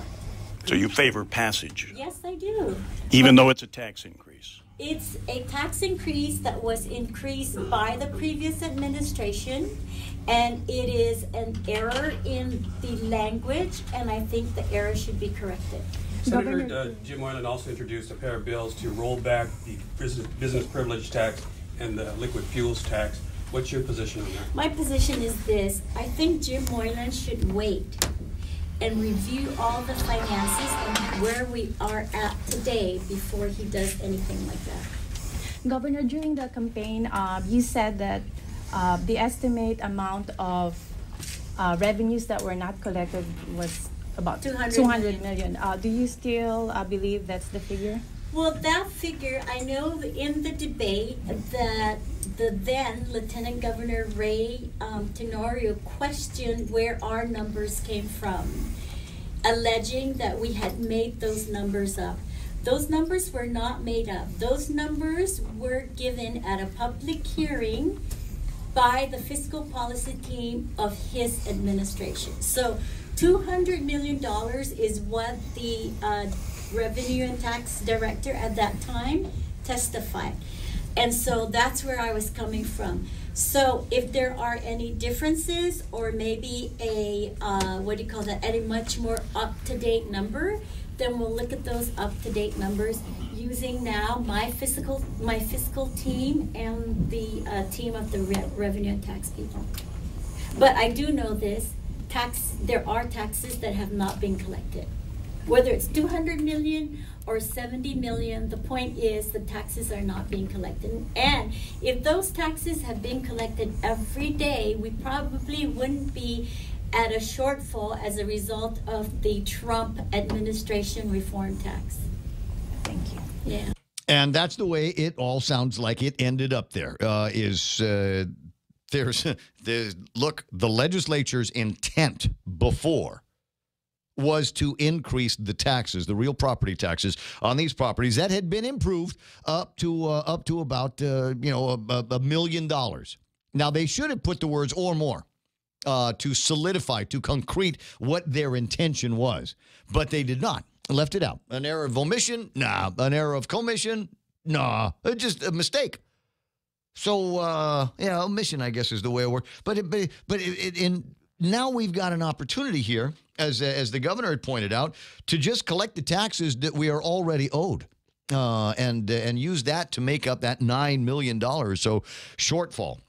Or are we back in the hard times? I'm trying to figure out from one day to the next whether these are good times or bad times, or whether we're stable or unstable, or as stable as we've ever been in the past, which in my mind is unstable. So it's in my mind, she's got an opportunity not to raise taxes. So it kind of freaked me out when I heard that she was going to support that measure if it made it out of the legislature. And that's the big question then. Will something like that make it out of the legislature? It only got out last time by one additional vote. But we'll see what happens now that they've got the full 15 that are in there. 888-8255-848 in the morning. My pal Paul Tapau from the Guam Police Department on the line with me. Good morning. How you doing there, Sarge? Hey, off the day, Ray. Happy New Year. Happy New Year to you, and happy new administration. How's the new guy working out? Yeah, Chief Ignacio, he's really, the great thing about it is, I guess I stress this with a lot of the men and women in blue. It's rank and file, and it was from within. So he knows a lot of, he has pretty much knowledge of where we need to make our improvements and where we can sustain some programs that actually have worked, and how he can actually help bring and move the department forward. So the beautiful thing about it, it's from within. He's progressed through rank and files with each and every one of us within the Guam men and women in the Guam Police Department. So we're really excited for this. Yeah. Well, now, has he talked about making any kind of crazy changes to in the department? Going to Smokey Bear hats or getting different kind of cars? Yeah, with traveling with him with some of the interviews, he did highlight that some of the priority needs was really strengthening our neighborhood patrol division and increasing the manpower. That's one of the challenges and one of the the goals that he set forth. To also include recruitment, retention, and beefing up pretty much the our men and women, the force within the force, and providing that adequate patrol capability and the adequate personnel that is needed to maintain safety and security within this growing island of Guam. I've got it, and it will sound like an odd question. And the reason why I bring up different cars is because I saw on the road yesterday, and I'm sure other cops have seen it as well. But there's an old 1960s era black and white. That's a personal car. That I was eyeing that, and when I saw that, I had to do a double take. Right, me too. I'm looking at the thing going, is that a for real police car? And it looks like it might have at one time been a unit, but I was wondering. I said, when did we go back to buy what is that, a Plymouth Belvedere or something like that? This same car, the original Adam 12 car was a Plymouth Belvedere, and I think that's what the plate on that car read. That is Adam 12. You're absolutely correct. It's when I saw that, I was like, wow. I mean, that's a functioning. The only thing that's missing is the insignia, which will, not constituted as a police car here on Guam, but nonetheless, it's portraying that of the back, one Adam 12 with I believe he has a 12 insignia on top of his on the roof of the car. But I saw that and I was, I had to do a double take, and it made my day. I was telling the wife about it. We got to look for this guy. I got to do a snapshot with the guy. Absolutely. I hope there's some kind of car show, an opportunity for us to show off what I'm talking about. And I'm sure if you were in the downtown Agana area, the guy was coming up on Marine Corps Drive, and I sort of followed him around the Bank of Guam area when I was doing that. And sure enough, I'm looking at the thing like, is that a police car? I mean, should I check my seatbelt, make sure it's on, reach in the glove compartment, check registration and all of that just in case he pulled me over or something like that. But it's a personal owned vehicle, and I guess you can do that as long as he doesn't run the lights or has a siren, right? Yeah, no flashing lights or anything, but the insignia and everything cannot mirror or be identical to that of the Guam Police Department because of the fact that you can get in trouble for impersonating a police officer. So. Yeah. Lights and siren, maybe a siren you can have, but the lights, the flashing blue lights, and the insignia will not permit you to actually, display that while within the vehicle and stuff. Well, think about it. The old black and whites back in the 60s, they didn't have flashing blue and white lights. They just had a red light. Yeah, they had to crank the siren, manually. So you had that, is that an evacuation or is that a raid or which one is it? But, nonetheless, that's a beautiful car. And, we hope to see more of that vehicle driving around so I can actually do a traffic stop and just get a little intel. Yeah, well, so we got to get some selfies with the driver in the car. That thing just blew my mind. A couple of other things that I was looking at, and I always want to tell you this when we're talking, and sometimes I forget, given the nature of the phone call. But I noticed that we have a couple more stories in here about just regular traffic stops, where one of your guys will pull somebody over, regular plain old vanilla traffic stop, going too fast. You got the problem with your registration, your driver's license, a busted taillight, something like that, and pull somebody over, and then effect an arrest for Schedule 2.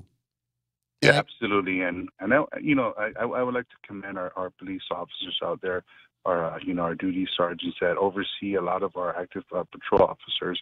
And, as our officers are out and about maintaining safety and security on our island, rest assured that each and every officer, they do their due diligence in making sure that, we have 15 minutes with that occupant. We have 15 minutes to, escalate it from reasonable suspicion to probable cause. And, just the officer's way of thinking, making sure that, all the checks and balances, driver's license, registration, vehicle, making sure that the operator is not impaired or anything suspicious with the vehicle that can, bring up that reasonable suspicion for a traffic stop to, developing probable cause for a serious crime or a serious offense that can lead to bigger and better things. So it really starts with our patrol officers making that initial stop and doing their due diligence and providing, adequate, and very informative reports that do make it to the Attorney General's office, that do make it to grand jury and garner the grand jury indictment, and making that ultimate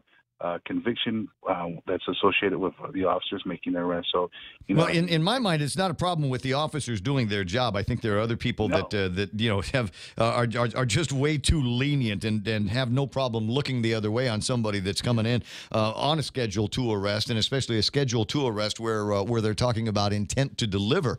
And I'm going, no, we need to put these guys away for a lot longer and send out a message to the drug dealing community that we're not going to tolerate what they're up to. Yeah, absolutely. And, we continue to work hard, and it all starts from patrol. And I want to echo that to that of our investigators from Mandania Drug Task Force. It really does start with patrol gardening, making that initial contact with the person, getting that information and providing us, a leeway in which we can actually get more information that can lead to bigger and better things. Because, we're seeing it, crystal methamphetamine, it really, it's ripped through our fabric of society. And, I'm really glad that, with this new administration coming forward, we're seeing a different approach in how do we address this? What's the proper interdiction phase? And, Leaving Camacho in his inaugural speech, he mentioned that, we got to help with the treatment. We got to do our part in not just prosecuting, but making sure that we take away the demand from for crystal meth by assuring that the people that get arrested, the basic users, that they get the help, the clinical help that's needed in ensuring that they don't repeat and they don't come back to this mess of that crystal methamphetamine. Right, but no, and I see the logic behind that. I totally understand it. But we've got some predators in this community that are the dealers of crystal methamphetamine, and I think we treat them far too nicely. I think we're a little too generous with our version of justice around here. I think those are the ones that are the root cause of the problems. We have economic hard times. Yeah, are there people that have a hard time coping with whatever disasters are in front of them in their personal or business life? Absolutely, and there's ample help for folks that have problems like that. You don't necessarily need to jump into an ice pipe in order to resolve those problems, because it just makes it worse. So I can see dealing with the effects of crystal methamphetamine in our community that way. However, when it comes to the people that are dealing the drug, the ones that are bringing them in these boxes in the U.S. Post Office, I think those are the ones we ought to absolutely throw the book at. You empty out the rest of except for the rapists and the murderers, you can empty out the Department of Corrections and just fill it now with guys that are dealing. Absolutely, I wholeheartedly agree with you. We got to come down hard. The people that think they can make a buck of the people and the sufferings that are associated with that drug. Maybe we should mirror the laws of Southeast Asia, mirror that of Singapore, mirror that of Thailand, where that's just a really extreme way It's a bullet. Thinking, but it's a bullet in some countries. I mean, they'll put a bullet in your head for marijuana in places. We're not talking about this is a lethal drug and lethal effect on the community, and that's how we start. I don't want to go Duterte on anybody, but we do have to make it a little bit tougher for them, much harder for them once they're arrested and convicted. Now the last thing is, and this is strange. Apparently, in the last couple of days, we've had a tourist get in trouble for sexual assault in Tumon. I'm just wrapping my head around this. I don't really have that much, pretty much any information of that. I'm still waiting for the preliminary report to be generated and posted my way. So I'm just still wrapping my head around this. Yeah, let me know what you can find out. You want to talk about your rare circumstances, and I don't know, maybe somebody got high on too much soju or something like that and thought the pretty girl liked him and misunderstood when she said, "No, stop touching me." It's an interesting story, and as I said, something kind of unusual, but we'll talk about that later. Listen, I know you got a 9 o'clock, so I'm going to let you run. I'll talk to you pretty soon, all right, Sarge? Absolutely. You take care. God bless. Hug a look, and if you find that guy with the 1 Adam 12 car, because that's cool. You haven't seen that yet, have you? There's this guy. He's running around town, and he's got a car, an old black and white. Looks just like the 1 Adam 12 car from back in the days. And yes, those of you that pay attention and are motorheads will recognize the 1 Adam 12 car. The original was a 1967 Plymouth Belvedere, and I'm a little bit aware of the Plymouth family. One of the first cars that I ever owned was an old cop car, an old detective vehicle that my old man bought for me at salvage, like, I don't know, $400, $500, and it was a 1972 Plymouth Satellite, and I loved driving that car until I had to pay for gas myself. That was bad. I hated that part. Hey, look, it's 9 o'clock in the morning. This is we're KUSG, right? That's us. KUSG got you 93.3 The Point. Got another hour of the program to kill. Want you to stick around. Want you to participate. 888-8255, 888-TALK, or 988-5874. Fox News Live is coming up. Making the case. I'm Lisa Lacera, Fox News. Just 3 hours from now, President Trump set to address the nation to push for his campaign-promised border wall as the government shutdown wears on. Fox's John Decker live at the White House. Counselors of the president, Kellyanne Conway, telling Fox News that the situation along the U.S.-Mexico border has become a humanitarian crisis. The president wants legal immigration and wants people to come through the ports of entry and not take this dangerous journey. These children are coming here by themselves or as family units. They're being promised things that simply don't exist. The president tonight in a nationally televised address will lay out the case that there's a crisis at the southern border and a wall is desperately needed. House Speaker Nancy Pelosi and Senate Minority Leader Chuck Schumer will deliver the Democratic response. Lisa? John, you can hear the president's speech and the Democrat response beginning at 9 p.m. Eastern on many of these Fox radio stations. guns. House Democrats unveiling legislation that would call for deeper background checks for gun sales. Fox's Jared Halpern live on Capitol Hill. 8 years to the day since nearly being killed in a mass shooting in Arizona, former Congresswoman Gabby Giffords helped introduce an expanded background check bill. Be bold, be courageous. The nation's counting on you. The measure would require background checks on all private firearms purchases. A similar bill was introduced last year. House Republicans did not take up that measure. It's unclear what support an expanded background check bill would have in the Republican-led Senate. Lisa. Thanks, Jared. Stocks climb for the third day in a row as the latest round of trade talks between Washington and Beijing continue. The Dow jumped 256 points. The Nasdaq added 73. The S&P increased 24. And Sears received another lifeline when the company's chairman and largest shareholder promised to line up the necessary financing to keep the chain afloat. This is Fox News.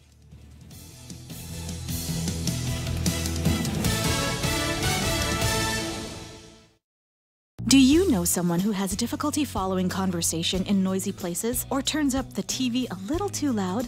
These may be signs of a hearing loss. Ross Hearing Aids specializes in hearing evaluations, custom-fit hearing aids using the latest in wireless digital technology, and custom-fit hearing protectors. Call Ross Hearing Aids today to schedule a complimentary hearing consultation. 637-HEAR, 637-HEAR. Ross Hearing Aids, located across Shirley's in Harmon. Chili's 3 for Me menu just got bigger. We're giving you more choices for the same great price. For just $15, you can get a beverage, salad, and an entree. First, choose from a refreshing Coca-Cola, iced tea, or Heineken on draft. Then enjoy a house salad and select your choice of a mouth-watering entree, like our half-rack ribs, Cajun chicken pasta, old-timer burger, personal chicken fajitas, or the flavorful margarita flatbread. So hurry in today and enjoy our Chili's 3 for Me menu for just $15.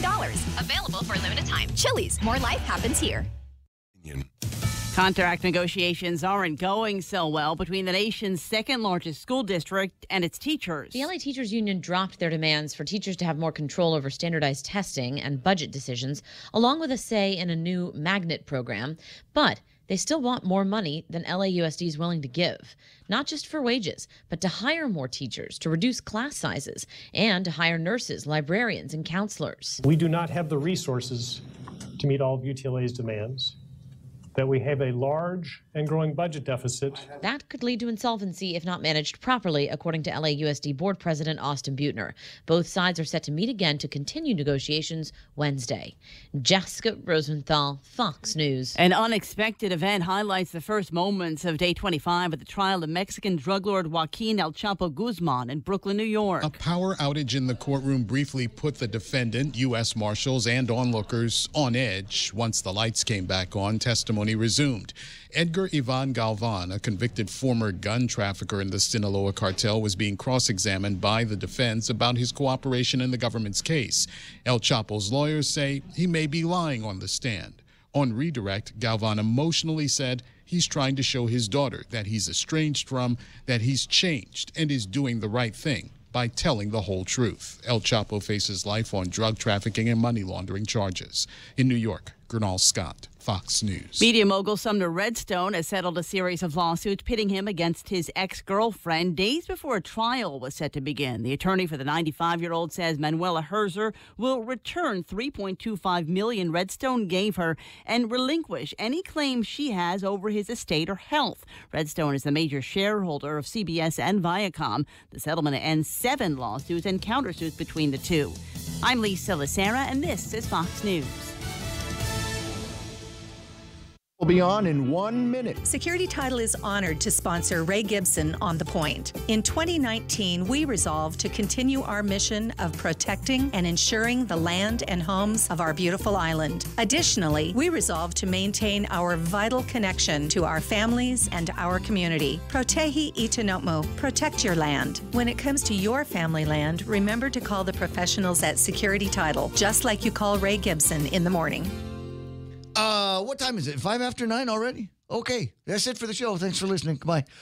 Portions of the program that you are listening to are brought to you by King's Restaurant. Decades worth of making breakfast, lunch, and dinner. Find yours today in Tamuning or Harmon. Also brought to you by American President Lines. They're shipping the future. Guam Regional Medical City, the first choice for all of your open heart surgical needs. My friends over at American President Lines. No, I already said them. Who am I talking? Nanbo. And, I don't have that one in front of me, and I haven't memorized it yet.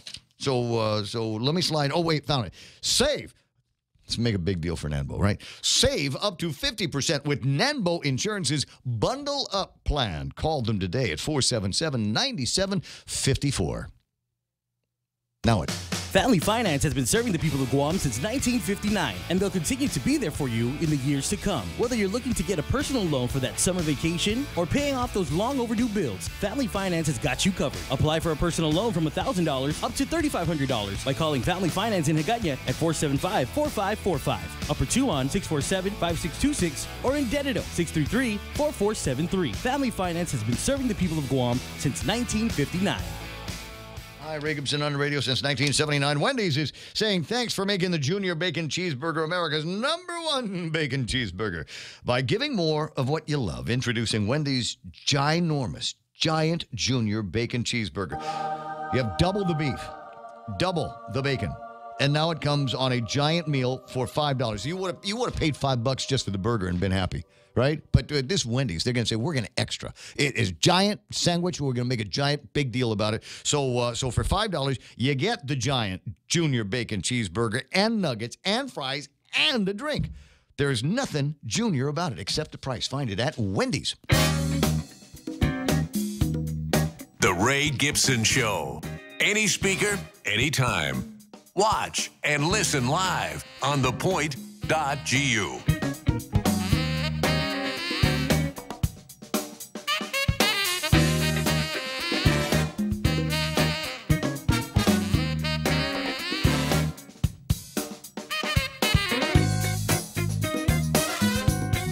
Around on who was playing with the Facebook Live this morning. Vince Leon Guerrero, Ken Leon Guerrero, Tom Van Engen is on. Rico Blankenflor says adopt DU 30 drug policies. Isn't that the one where they just kind of go out and if somebody points at you and says, that guy's a drug dealer, they just shoot you and ask questions? Yeah, that's pretty much the way that one works. I'm still in favor of due process. I want the due process. But once the due process has been concluded and we discover that somebody is not just a meth jughead, but also a meth drug dealing jughead, then we need to have some very, very stiff penalties in place for them that would discourage others from doing the same thing.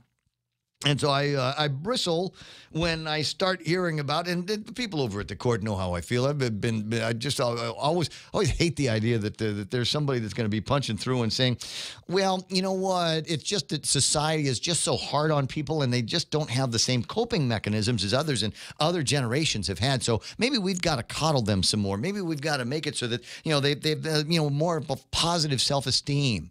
Screw that. It's just drug dealers. Put them in jail for a long, long time, and make them suffer for the cause. That's all I'm saying. 9 after 9, 888-8255, and again, the WhatsApp deal is 988-5874. So I'll make a big deal about that. If you don't mind, let me just riff on that for a second. The WhatsApp is the way that people are communicating in 2009. Frankly, it's been the way that people have been communicating for years. And how it is possible that it has taken so long for radio and television stations to be able to adopt that technology for their uses, I don't know. I took a vacation from radio for a couple of years, but in fact, on the music stations, we've been using WhatsApp for as a replacement for request lines for a long time. So we're basically doing the same thing here. 988-5874. If you have interesting video or a meme, or you just want to type something at me that you don't want people to see on Facebook Live, you're welcome to do that. Add me to your contacts. It's The Point WhatsApp. Put that in there, and then 988-5874. And then anytime, and the thing is, it doesn't have to be while I'm on the air. In fact, I get videos and stuff all the time when I'm off the air.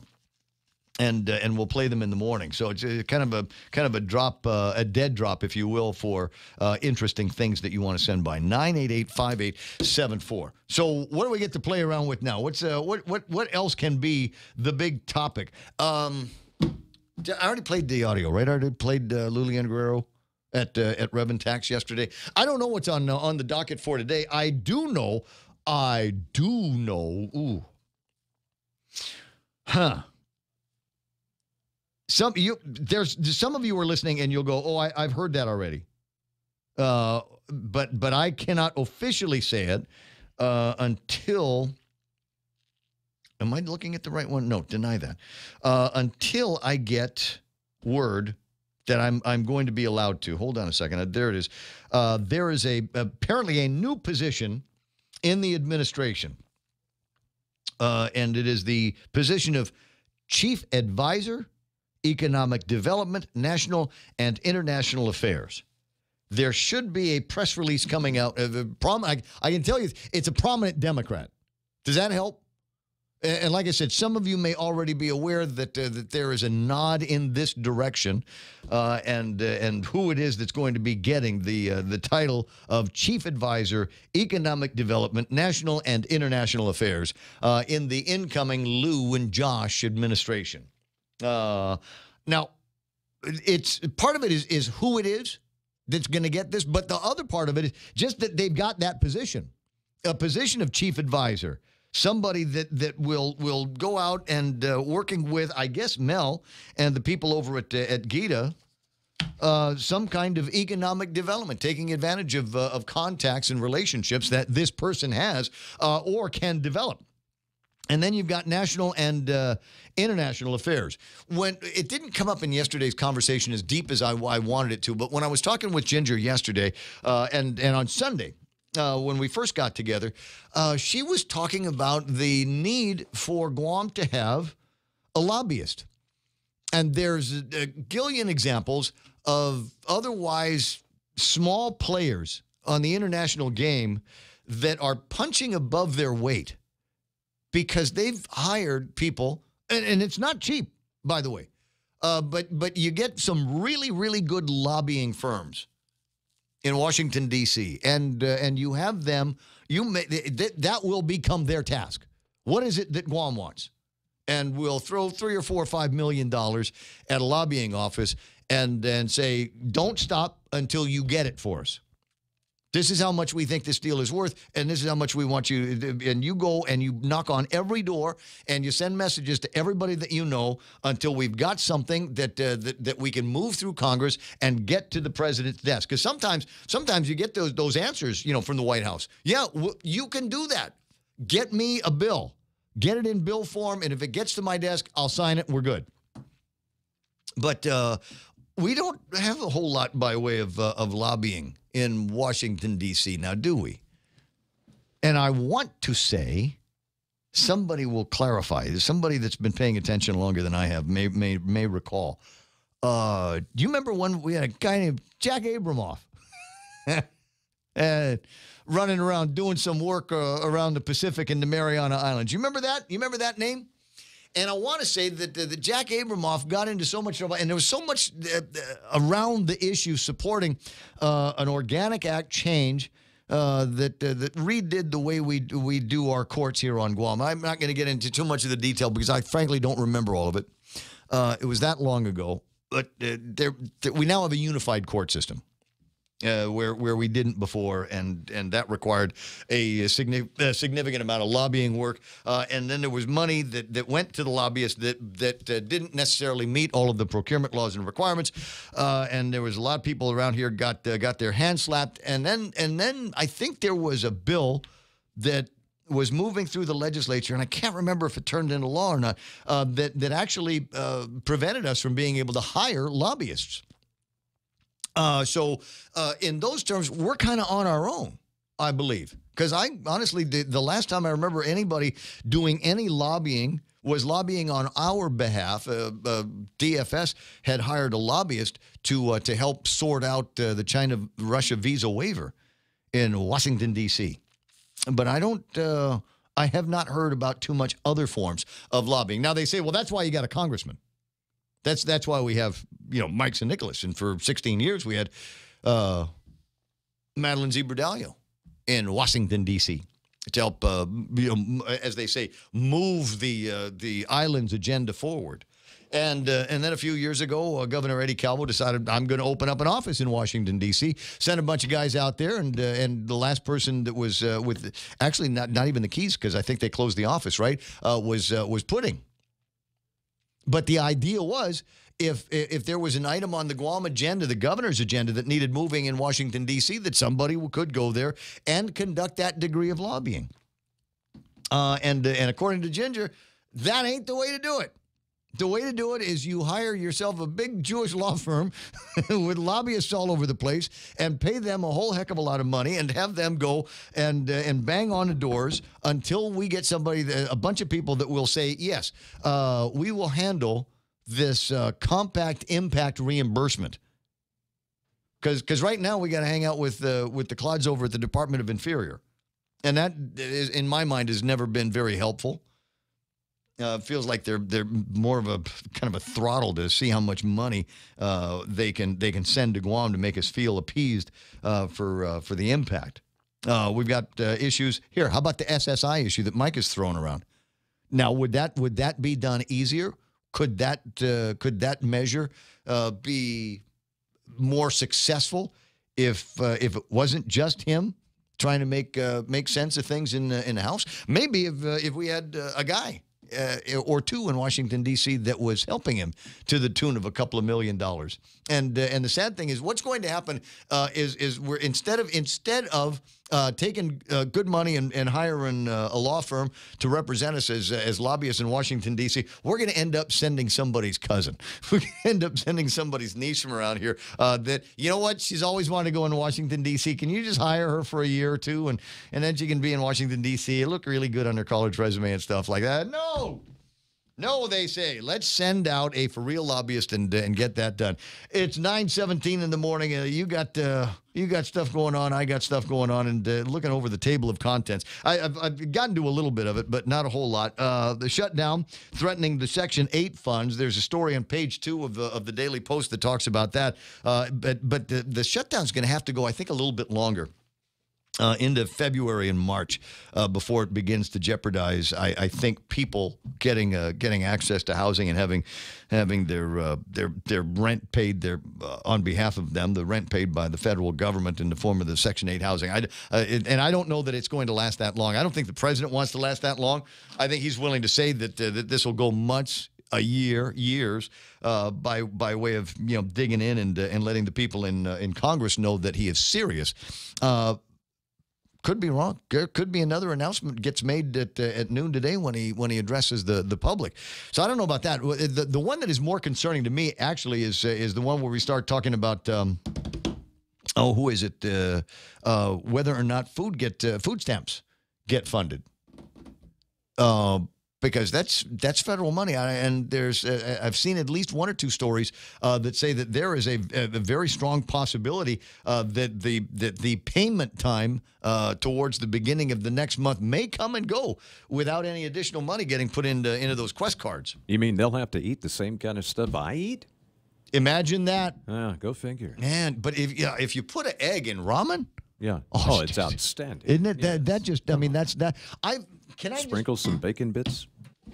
I've never done that. Let me good. Let me just say this. So I've got like we all do. I have got the cup of noodles and I've got the ramen packs at the house. Yeah. And I get the ones that are chicken flavored because I like that. It's got a little bit of extra brothy chicken flavoring in the broth and the soup that you make with it. And a couple of weeks ago I actually put chicken in it.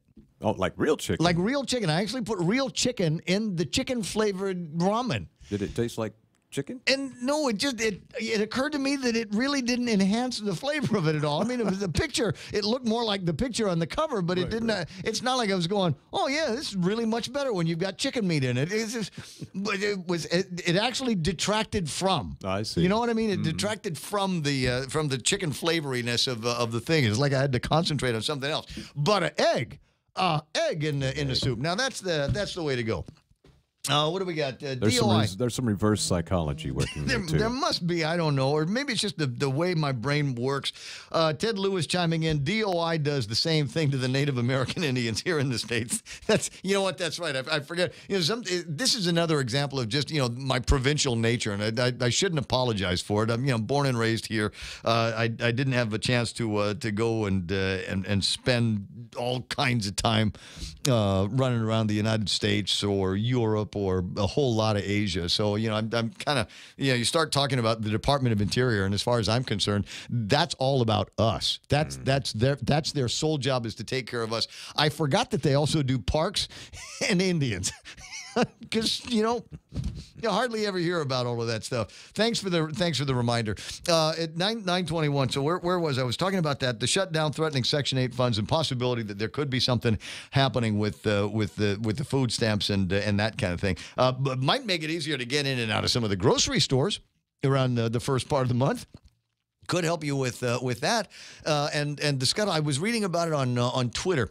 And I was looking for both sides of the response. I was looking for the response from the coddlers that would say, "Oh, these poor people, they're going to starve in the wintertime, and it's going to be so bad, and people will die, et cetera, et cetera." But the vast majority of the remarks that I saw, and mind you, this came from it was a story that came from kind of a liberal website, or a liberal news site, and it was all kinds of people from both sides of the political spectrum saying, "Get a job."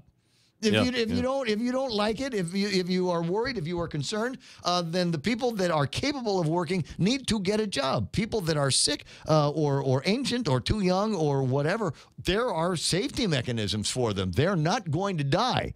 But people that have been abusing the system, people that have been in these programs for years that refuse to go to work, those are the ones that may be in for the shock when they go and try to find out whether there's money in the system. And when there's not, their sole response may be to open up the back of the newspaper and see if there's any work out there. And there is. I do this from time to time, sometimes to kill time. That is not the case today. Because I was perusing. See, you can tell it's not the case today because I'd actually perused already and knew I was going to be heading in this direction. So I've already selected a couple of interesting career opportunities for you. If you're one of those guys that are capable of working, but you've been living off the man for all of this time, and now you're thinking, it's a new year, new me, huh? Look, beard. Maybe now would be a good time to go out there and make another positive change, like get a job. Go figure. Administrative office assistant. This requires a BA or post-secondary or other post-secondary ed, 5 years of experience. We need you to know a thing or two about management and construction and manufacturing and realty. Good to have a little bit of that in your background. Salary, a DOQ. Please apply in person over at EMI. Right? So they're looking for somebody to help out. Baba Corporation. You got kids. And all they do is sit around, screw around on the internet and their phones and their tablets and all of this other stuff, right? Now, we know that they like technology, so please send them to school and have them learn. I'd love to say website design, but I don't know that that's what they're looking for here. This will be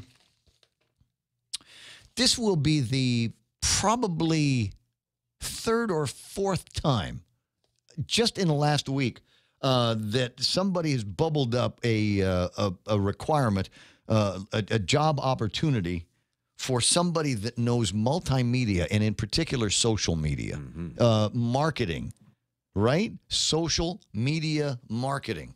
Baba Corporation, I know these guys, is seeking a multimedia marketing coordinator.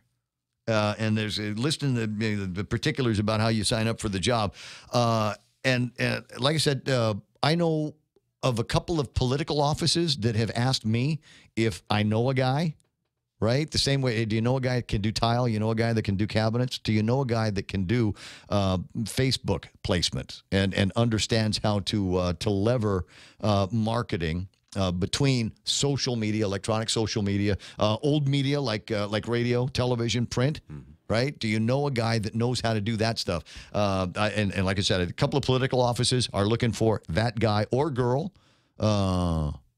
And the Baba Corporation here looking for that guy or girl, and at least a couple of other high flyers that are looking. Now, we do have guys. I do know guys for that. I got a guy. I got a girl here, and I got a guy next door, and a couple of guys that I work with out in the Philippines. When I've got a little bit of extra time to dress up on things, frankly, you can find guys on Fiverr that can do this kind of work, but you really want some kind of hands on the ground here. I'll give you a piece of advice. It might not be somebody that you want, or somebody that you want to hire all the time to hang out in your office. Maybe your needs are going to be something quarterly. Maybe they're going to be on an annual basis.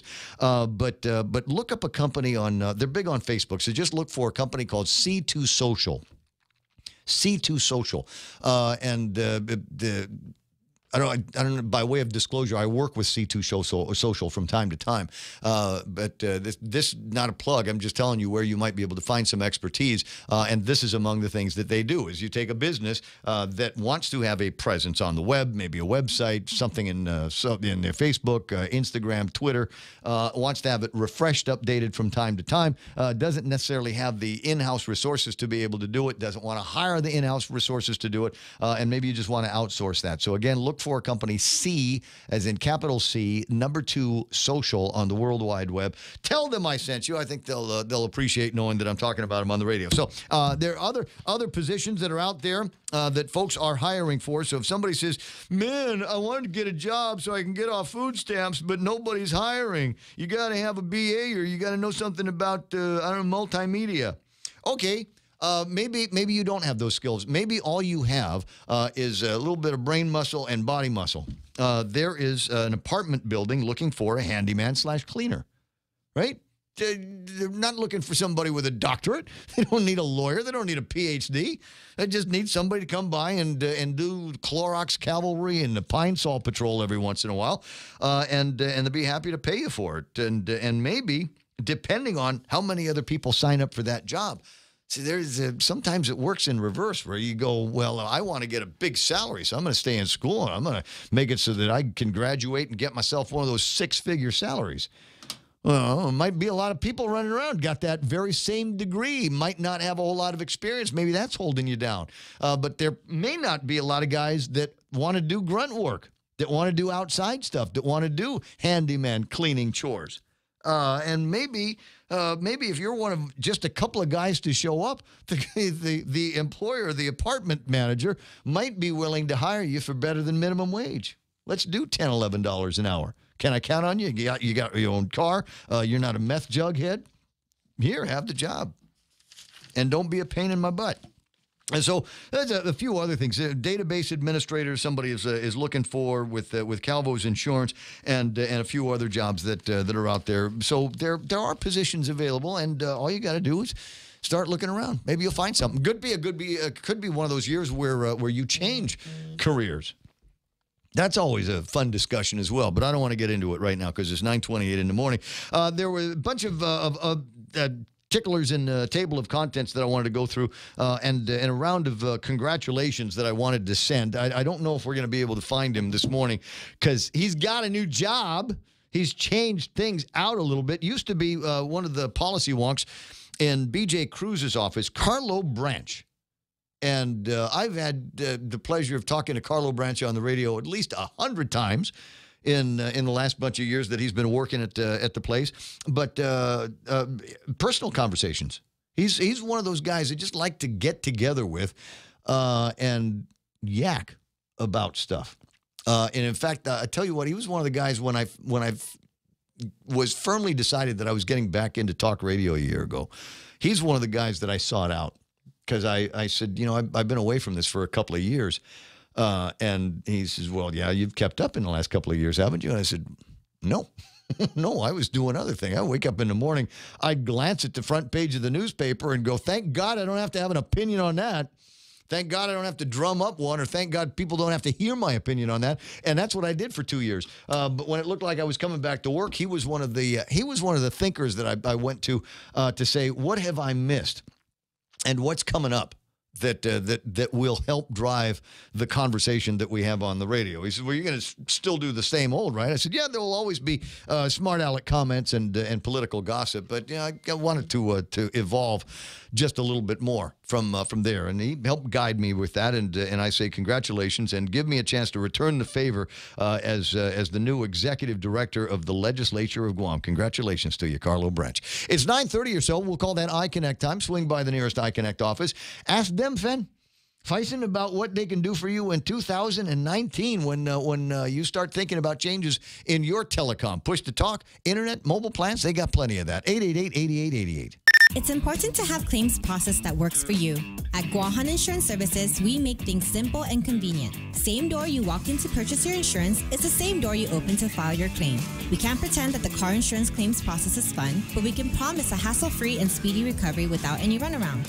For your home, auto, and business insurance, visit us at the Camacho Landmark Center on Marine Corps Drive in Tamuning. Don't forget to like us on Facebook or give us a call at 475-1162 or text 929-SAVE. That's 929-7283. Picture KFC's world-famous extra crispy chicken. Now, imagine it glistening in hot honey sauce. Just think about the crispy, sweet heat. Now, it's in your sights. Reach for it. Almost there. Oops, this is a KFC radio commercial. But you can make your picture a reality by getting a Hot Honey Tenders basket. Also available in Hot Honey, Chicken Family Meals. KFC, it's finger-licking good.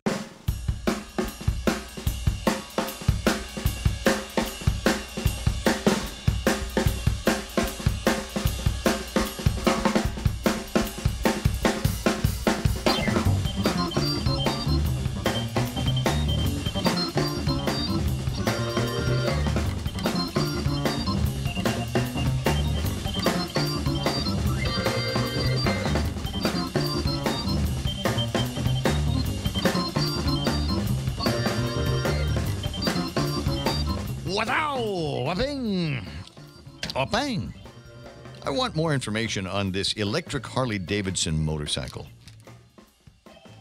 Open the phone book and see if we can get a hold of somebody at Cars Plus. Specifically, ask for Dennis Quinones at Cars. Look at what you shoot me that look like you just ate a lemon here. What is this? That was his last-minute request of the producer to go find somebody. Just on the web, just CARS Plus, Google it, and then the thing will come up with everybody's phone number. So, because Cars Plus is where they sell Harley Davidsons on Guam. So I want to find out from the guys over there if they're going to be bringing in any of these live wires. But I'm also interested in, it might be a little bit harder to get a hold of the guys here, is Pizza Hut. They have announced that they are going to be rolling out, they've already done it, but they're going to be expanding beer delivery service. So you can go. Wait a second. Wait. Hold on. Hey, Tina, I can't answer this phone on the air. But I'm answering it on the air. So I'm just going to tell you to call 888-8888. Okay. Okay. Love you. Bye. Okay. Shoot. What the? Sorry, I didn't want to miss that call because this Tina Rose Munoz Barnes is going to be calling in, and important stuff too because she's the new boss of the legislature. She's a majority leader over at the 35th Guam Legislature, but she's also deep into the conversation about cockfighting. So I wanted to go on a little bit about that. Sorry, I was before that talking about Pizza Hut and the beer delivery business and the electric Harley Davidson. So Pizza Hut is expanding the new beer delivery service to over 1,000 locations nationwide, and currently got a lineup of just about everything that you would care to order. They got your Blue Moons, your Bud family beers, Busch Light, Coors Light, Corona Extra, Kilt Lifter, which I've never heard of before. Is there anybody that's got Kilt Lifter on Guam? Is that going to be worth going to look for?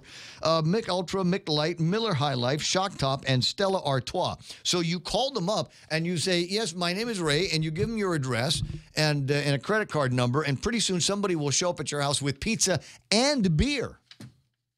Now, I'm sure there are rules and regulations. I got to look this up. I just saw this as I was on the air, so it's not like I've had a chance to go and Google anything up about it. But I'm sure that there are regulations about what the minimum pizza order is.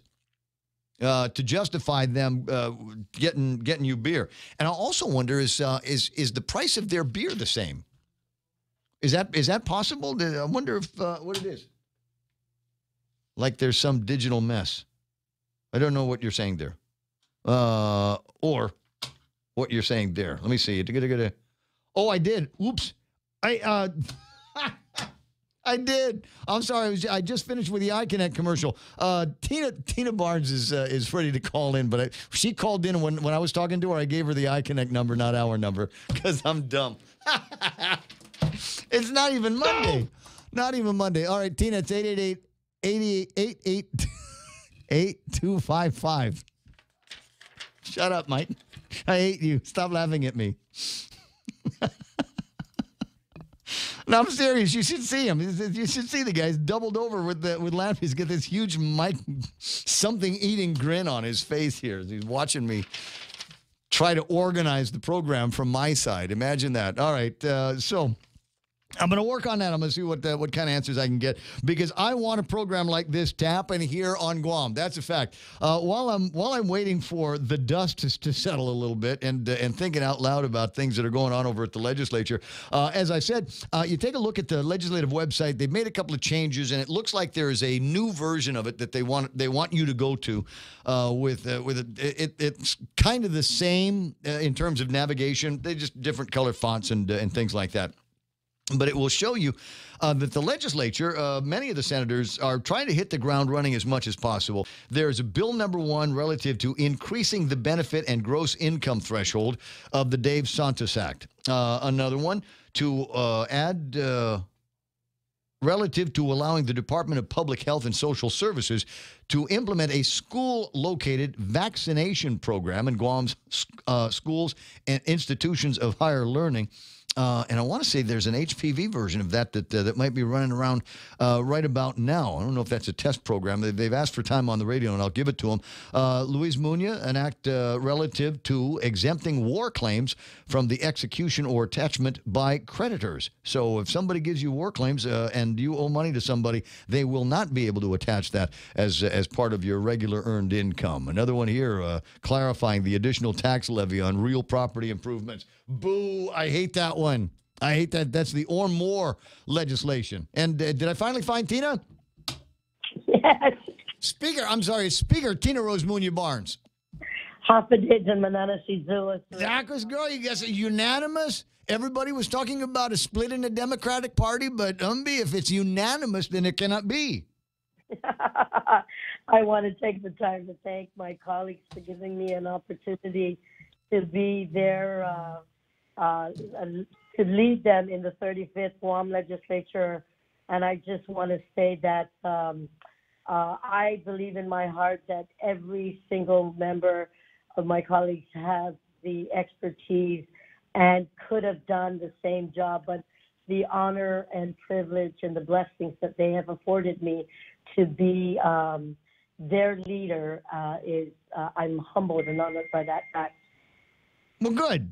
I'm sure that's what the effect that they were looking for here. But in the meantime, it looks like there's a lot of work already getting started over at the legislature. We'll tap into some of that here in just a second. But now you've got some ideas that there might be a loophole in that massive farm bill that would prevent the implementation of the federal cockfighting ban on Guam next year?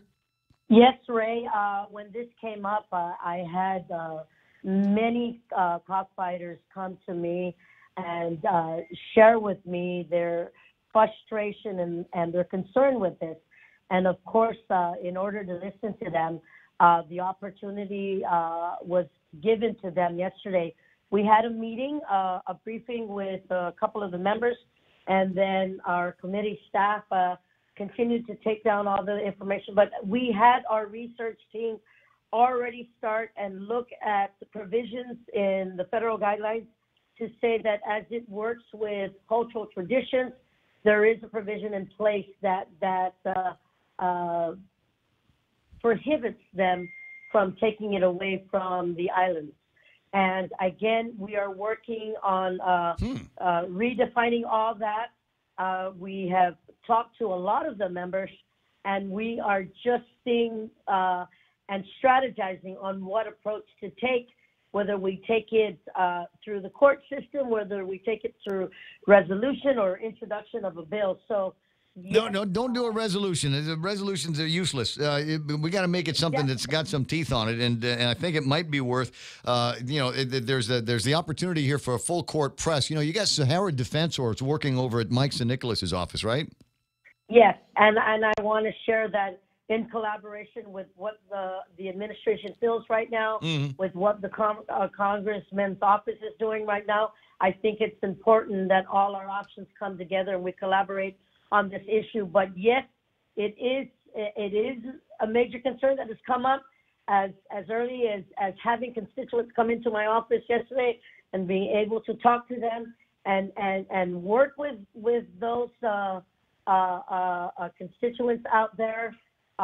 It is a big issue for literally a big community. Oh, listen, there's jobs here. There's people that their livelihoods depend on a thriving cockfighting community. I mean, there's people all at the feed store guys, and okay, that's all I can think of. But there's But I want to share with you as we can. Well, you know what? Among the first things that we need to do, I think we've got to get with Daphne over at Rev and Tax and have them start licensing today. Because the last thing that we want to do is to go back to Congress and the judges in Washington D.C. and when they say, "Oh yeah, it was such a big thriving industry that you had here on Guam that nobody ever bothered to license any of the cockpits." We have to have all of those ducks in a row, and let's do that while the government's shut down and nobody's looking. I want you to know that I know that the taxes are still being facilitated. I know that they never had a quorum, and I know that we need to bring Department of Revenue and Taxation, work closely with them and ADALUC to make sure that we assess and audit what's happening to that section of Rev and Tax, definitely. Yeah. And again, Ray, it's about coming together, and it's about working together to see what we can do to make sure that the taxes that are happening and that have been happening for many decades, that's still happening. If there are members of that are needed to be put into the commission, we need to make sure that gets up to speed, and then we need to know that all the I's are dotted and the T's crossed. Well, I don't know about taxes that have been collected at cockfights and things like that. My understanding is that there has never been any effort by the Department of Revenue and Taxation to send agents down there to take government of Guam's share of the winnings. And I think I want to just give Rev and Tax the opportunity, because if I'm not mistaken, at least 2 years ago, they were doing it. Because there were constituents who asked me about filling the members to the board for the cockpit board of directors. Yes. Again, I can't speak for the last 2 years, but Ray, it's about literally reassessing and auditing what programs are existing, what we need to do to recover resources that are escaping our government, so that we can provide for the basic services. Okay. Well, as I say, I think that's an important part. I don't want it to get to a point where we're facing off against another lawyer that says, well, you know what, you guys, if it's such a big deal to you and such a great source of income and revenue, and it's a regulated business on Guam or a regulated activity on Guam, why is it that none of the cockpits have been licensed? Things like that. I mean, we've got to make sure, as you point out, that the T's are dotted and the I's are crossed, if you will. Cross eyes. Keith 10. You're funny, Ray. I know. Thanks for acknowledging my frisky behavior. It's 9:44 in the morning. So between the governor's office, Levan Camacho, and Mike's and the legislature, I think there's a great opportunity, as you say. Let's work together in Nafat Maulik and get all of this stuff taken care of. In the meantime, there's also an academic point of view as well. I understand Mike Bavakwa, that's Professor Mike Bavakwa, is going to be having a teach-in on the cockfighting deal. That's Thursday night, 6 to 7:30 at the UOG. And we'll be there. Okay, so you guys are going to be there for that. There. Right. We were also at the first meeting with our representation was there. even before we got inaugurated. Oh, good. Okay. Now, I was looking over some of the legislation here, and as I said, your colleague Joe San Augustin, along with Jose Terlahi, Pito, and Sabina and Clint, have reintroduced the or more legislation that, in my mind, will become this legislature's tax increase and this administration's tax increase if it passes the legislature. Do you intend to support that measure? I intend to look at all the provisions because, again, Ray, I did have a meeting this morning, and there were some concerns that came up with the effect of the low-income tax credits. I want to share that. I want to see all the documentation, but I think if we need to right the wrong or look at the initial intent of what needed to be facilitated to help our government, we have to revisit all the options before us. But that was the case, Tina, in what was that March, April of last year when they were working on the budget. There might have been that need then, but as displayed by Eddie Calvo's given $2 million holidays away towards the end of the year. And it seemed like there was a whole lot of travel going on, and it doesn't look like anybody slowed down on any of the overtime, either at the Department of Corrections or the Guam Police Department on the specialty assignments to be bodyguards. It seems to me that that's no longer the case. That there is no longer this major cash shortfall in the government of Guam. Ray, I won't be able to speak for the previous administration or the previous legislature, but I do know that the bills that have been introduced, and if there's issues and concerns on that, everything needs to be brought to the table, and I'm willing to listen to all sides before I make that final decision. I think what's important here is to be able to make sure that the mission mandate of the government is to provide for the basic services. And we know that there are resources out there. There is legislation and law in place today that have revenue enhancements that can come into our government that have not been implemented. And again, all those things need to be revisited the same way this bill, as introduced by Senator Joe San Augustin, who is the chair of oversight chair on appropriations, understands that there may be a reason why that bill was introduced and why it needs to be moved forward. I need to make sure that I listen to all sides. No, you know what? I appreciate that. And as soon as you make a decision on how you're going to vote on that, you need to call me and let me know, because I will be watching. I will be watching carefully, and we've got a whole new slate of people in the legislature, and I'm sure that the last thing that they want to do is have the first thing that they do be an increase in taxes. We're talking about properties $1 million or more. These are condominium properties, perhaps they're apartment buildings, they're commercial properties, and the landlords, the owners of these buildings, are not just going to simply pay more taxes on them. They're going to increase the rent to meet these new taxes, and that might be enough to push people out of their apartments. That might be enough to push businesses out of these retail spaces. It might be enough to push the government of Guam out of some of these rental places. It could be one of those where the government of Guam is actually taking an active hand in raising their own rent. And Ray, all your points stated are very valid points that need to be addressed on the legislative floor. I live for your approval. You know that.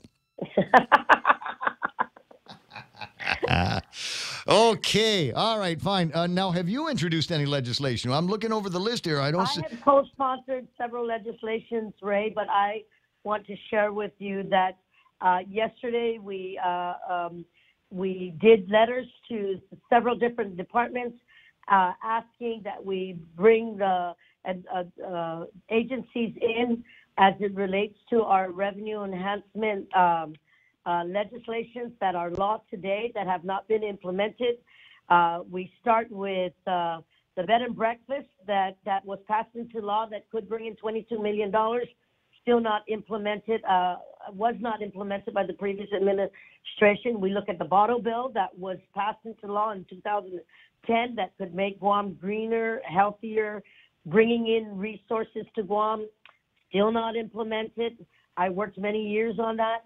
We look at the medicinal cannabis, not just for those patients that are truly suffering from debilitating health issues, but looking at the economic resources that can come in and making sure that our patients are realizing that alternative if they so wanted.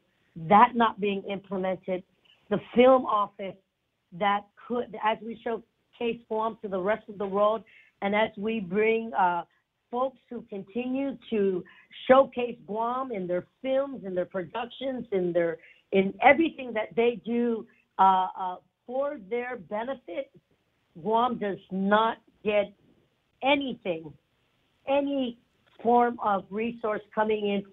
That law wasn't passed. An idea that was brought up since Ben Pangilinan was working for the Bradalio administration.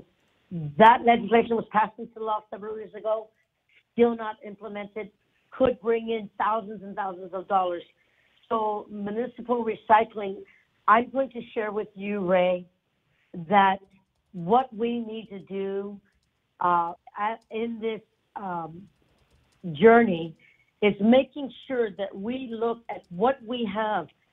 Sometimes we don't need to create new laws. We need to see what we have already existing and follow through. I think facilitating and implementing programs that will do good for Guam is key to make Guam come back to where it really should be, providing for the basic services for our people. I'd like to see some enhanced services as well, but I know that it's a little early in this new administration game to play around with that. Tina, I'm going to let you run because I know how busy you are. Thank you very much, Ray. Hugging a kiss to Mom. Day. Right? I sure will. Keeping you and the girls in our prayers. Thank you. Okay. It's 9 minutes away from 10 o'clock. Is that what time? Okay. Real quick break, and then I'm going to figure out how we're going to close the show. Guam Regional Medical City. We bring the healthcare advances of the world directly to you. We are an acute care hospital that complements your needs with our robust outpatient specialty clinics. From preventative care to critical care, we strive for consistent excellence at GRMC. Our core philosophy is where patients are partners, which means we work as a team to make a healthier version of you. For more information about GRMC, visit us at grmc.gu. Docomo Pacific is making the Better Together bundle even better. 2 great services plus more. Get unlimited local calls, SMS, and 20 gigs of data, plus unlimited home internet for $109 a month. Sign up today and get free installation and choose between a free Galaxy S8, S8 Plus, or $100 off select devices. Mobile plus online from Docomo Pacific. Better together. Some conditions apply. See store for details. What do we got here? In the Facebook Live, Daryl Taggarty says, cockfighting. Until the law is enforced, changed local law to allow cockfighting every day, no limit. Bus in tourists and or take the birds to Tumon. Then let it die. Spend good political capital and local taxes to reverse a law just passed by Congress. Really? Priority in 2019? Daryl, we've been snubbed by Washington, D.C. They didn't care for our position. They didn't care for our opinion. And even when we told them, they still didn't care. They wanted this feel-good piece. We want to be nice to the chicken lovers. We want to be nice to the people that love the chickens. These little cute little birdies, these little chicks. Huh? And then they grow, sprout the feathers, and they walk around in their free range, and they're so proud. In the morning, I've got this rooster at the house. He's so proud. He stands up at the fence at the neighbor's house and cock-a-doodle-doo. I hear that congressmen everywhere are strongly in favor of their wings. Yeah, right. So I'm going. You got to be kidding there. So to the degree that they don't want to do it, and say, okay, fine, don't do it in the States, but around here, it's one of those things. And I think it does need to be a little bit of a priority. Come on, Daryl, you spent some time in Washington D.C. You know how tough it is. Sometimes they treat us like we're members of the family, and other times it's like, Guam, who? As you get the people in Washington, D.C., as far as they're concerned, we're Diego Garcia. It's just a place for a base, right?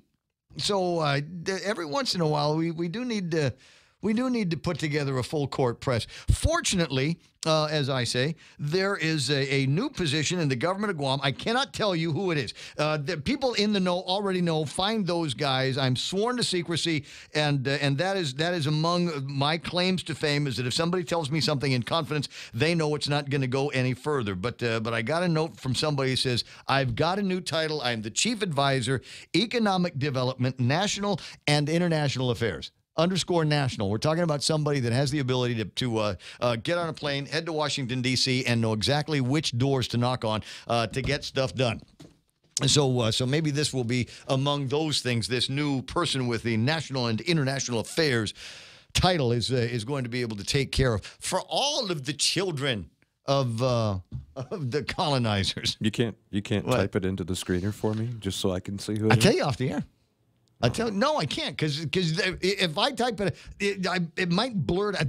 There'll be a press release before the day's over. You'll sound out the letters. Just wait. There'll be a press release, and there'll be but before, I'll bet you before Tall Tales, there'll be a press release. I'm sure. And that'll give something for Klitsky to to riff on. There's Daryl writing in. Tilgren. Yeah, Daryl's online. Jennifer Senni is online. Who else is playing around? Renee Loud, Neitz, and Tedo up in the village hanging out with us this morning. A lot of people tuned in on Facebook Live today, and I really, really appreciate that. Please do me a favor, and if you can, there's a share button somewhere on the screen. Just click it at least once a day. Click it and let your friends and family know where it is that you're getting your news and information and entertainment in the morning. A couple of minutes away from the top of the hour. Now, Daryl's asking about whether or not this cockfighting thing, is that a priority for us? I say yes. If for no other reason, then it's just that I'm tired of the snubbery. But there are other real priorities over at the legislature, and I originally looked at this and said, you got to be kidding. Just there's something about the title of it that it made me roll my eyes for a second, and then I read it. This one here is relative to the consistent and uniform gender reference of the governor of Guam and lieutenant governor of Guam in English and Chamorro, applicable to any statute, law, regulation, rule, public document, contract, agreement, official recording of public acts, and transactions of the government of Guam. And what it basically says is that any word, phrase, or reference to the governor of Guam that is construed according to its context with the approved usage of language as governor, imagalahen guahan, or imagahaga, or imagalahi, shall be consistent and mean the same with the use of imagahagan guahan or imagahaga within any statute, law, regulation, rule, or public document, yada, yada, yada. And the reason why I have to do this is because there are some documents that refer to the Magalahi of the government of Guam. That's the governor in Chamorro. But we don't have a Magalahi right now. We have a Magahaga now. And somebody could make the legal argument that unless there is a change, that anything that refers to the Magalahi does not refer in the same way to the Magaaga. So that's one of the things that they've got to work on. That one looks like a priority. And this one will sail through the legislature and be passed the second it hits Lou's desk, because it has been sponsored by all of them. Everybody in the legislature has signed off on this bill. So watch this. It's going to happen. I didn't get around to talking too much about McNinch and his thoughts on students doing jury duty, changes in the GVB board, or who was the other guy? The crazy driver that got pulled over that led to, of course it did, a meth arrest. A little bit of time with that on Paul Tapal, but I wanted to riff a little bit more on maybe tomorrow. Or, you know what's likelier to happen? Maybe tomorrow there will be a whole other gaggle of stories and things that we can either roll our eyes over or actually get heated about. But I won't know that until we get together tomorrow morning again. So let's make that a point. You want to? Let's you and I and Mike and Kevin and Blake will all make a plan to get together right here on this radio channel or this Facebook Live or this YouTube Live, and we'll get together and we'll shoot the bull, or you can shoot the bull with me if you like, or send me texts and emails and junk like that. In the meantime, the radio station is KUSG. I got you. Know that my ears will be on Fox News at noon to hear what the president's got to say about the wall and perhaps even a national emergency. We'll see what happens. KUSG again, 93.3. The Point here is Fox News Live.